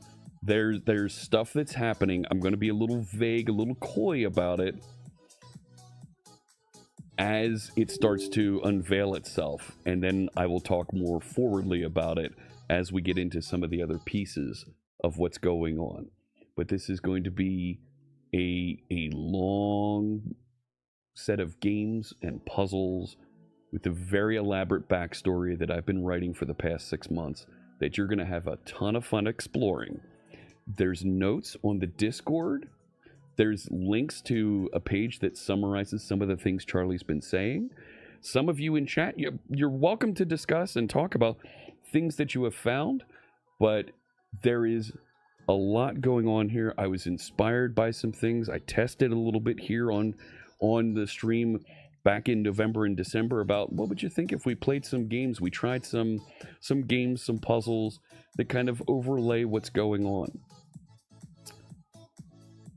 There is a clear separation between the things that are we're writing code, we're debugging, we're doing things fun together, and this other world of things that are going on, okay? So there's things to discover. This isn't a competition, but those of you that have been around and have been longtime viewers of my channel, you're going to benefit and you're going to see and experience some things that are going to make you I've hidden a smile. flaw in your function. Will you discover it in time? Evidently I didn't, because the map's not working. You punk. Exactly. Take a look. There's going to be stuff happening every week. There's going to be things that happen over a long time here. And you're going to have a great time with this. Okay? Raise the DEF CON level. So, Charlie's being very mean. So, I know many of you out there are like me, and you enjoy the tech. You enjoy some of the puzzles and figuring things out, and a good story along the way. If you see things that you like that are going on that are clearly next to what's happening here, do me a favor. Tell your friends. Tell your families that, hey, there's a thing going over here that looks fun, that I'm learning and reading and going along with. I will tell you, there is payoff coming. There's going to be gradual payoff. What's happening right now is very, at this point, is very much a love letter to you out there, the tech community, the folks that enjoy these types of things that we do on this channel. And there's going to gradually be things that are more accessible to folks who are not technical, that are going to be building up and growing, and there's going to be a payoff every month. There's a difference between knowing the path of proper coding and walking the path at McNett's. Yes.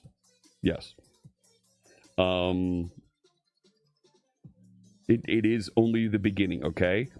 So do yourself a favor, join in the Discord, take a look around. There's some discussions, there's some links to things that will help you with what's going on, that will reflect back and show you some of the things that did happen. Take a look. You might have a little bit of fun with what's going on and where this goes, okay? But I'm going to be just a little coy right now for at least the next week. And then we'll see what happens, but it's okay to talk about it at this point. All right? But things that Charlie comes up and says, oh yes, be very suspicious of those. Be very suspicious. All right? And trust me when I say this is going to be a bit of fun and you're going to be interested. You don't give your credit card to anyone, least of all your wife. McNett's, that's a trust issue that in my relationship, I would say you need to work on that. I'd say you need to work on that, because Mrs. C Sharp, Fritz, and I both have shared access and shared responsibility with how we work with our finances. But that's my family. That's the trust level that I have. We have limits where we won't buy things. We won't make purchases beyond a dollar value without consulting the other. We get over $200, and wait a sec, let me make sure that we're both on the same page with, yes, this is okay to do, because there's a larger purchase there. I finance my premium requests unlimited. A little, yes, but no. That's a benefit of working for the company. Clean rebase, build in, release, and run the integration tests. Let me see. How did we do here? Diving back into 482, and I'm still getting integration test fails. Yeah.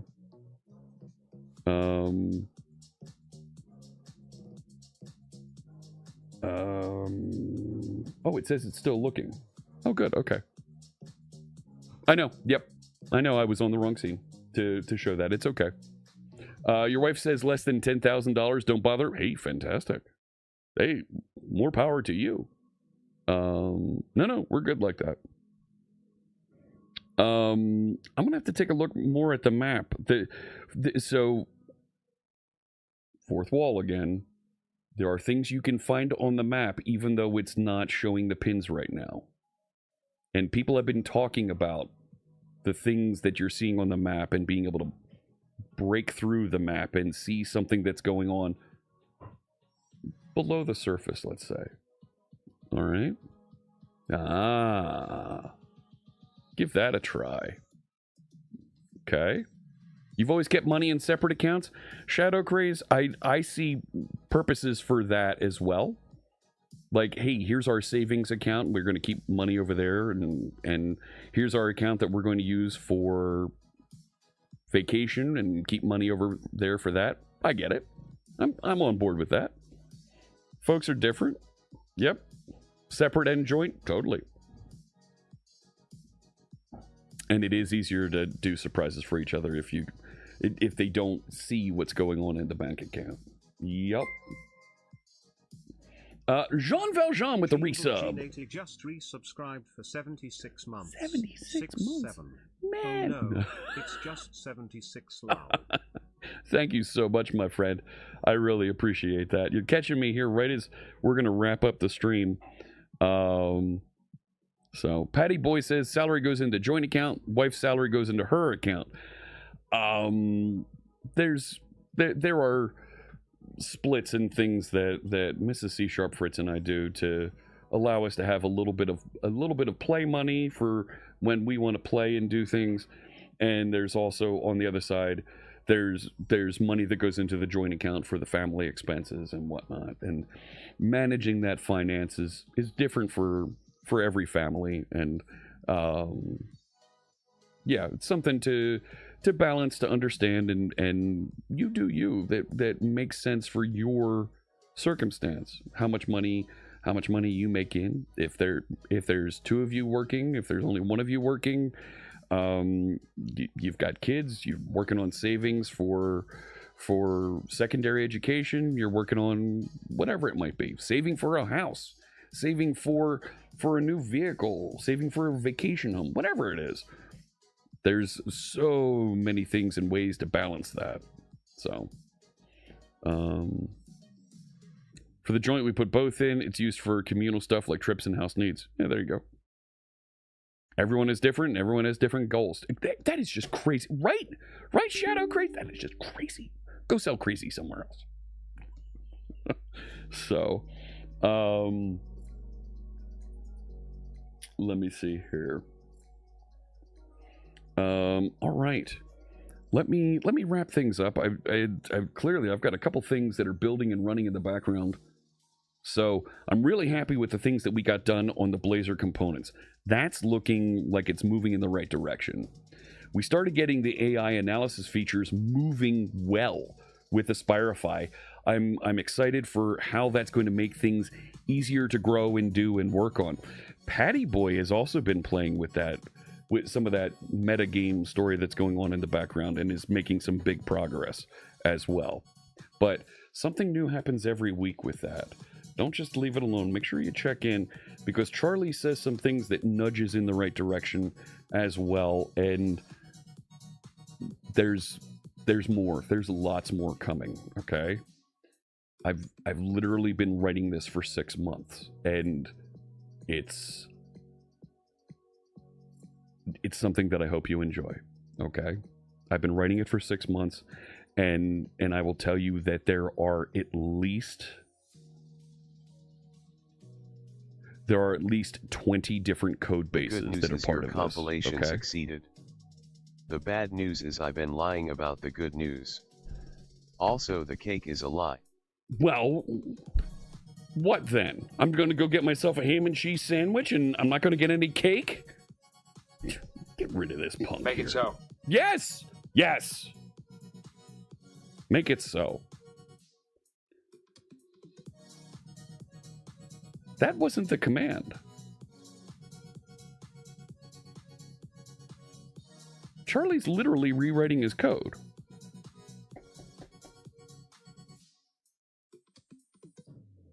gonna have to figure this out. Let me see who else is streaming on the big Twitch TV network that I can get you connected to. That's out there. Make sure you join the Discord. Oh my. Let me share a link to that.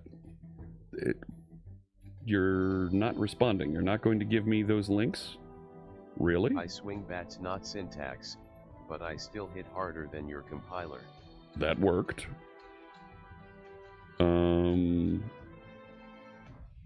Wow. I'll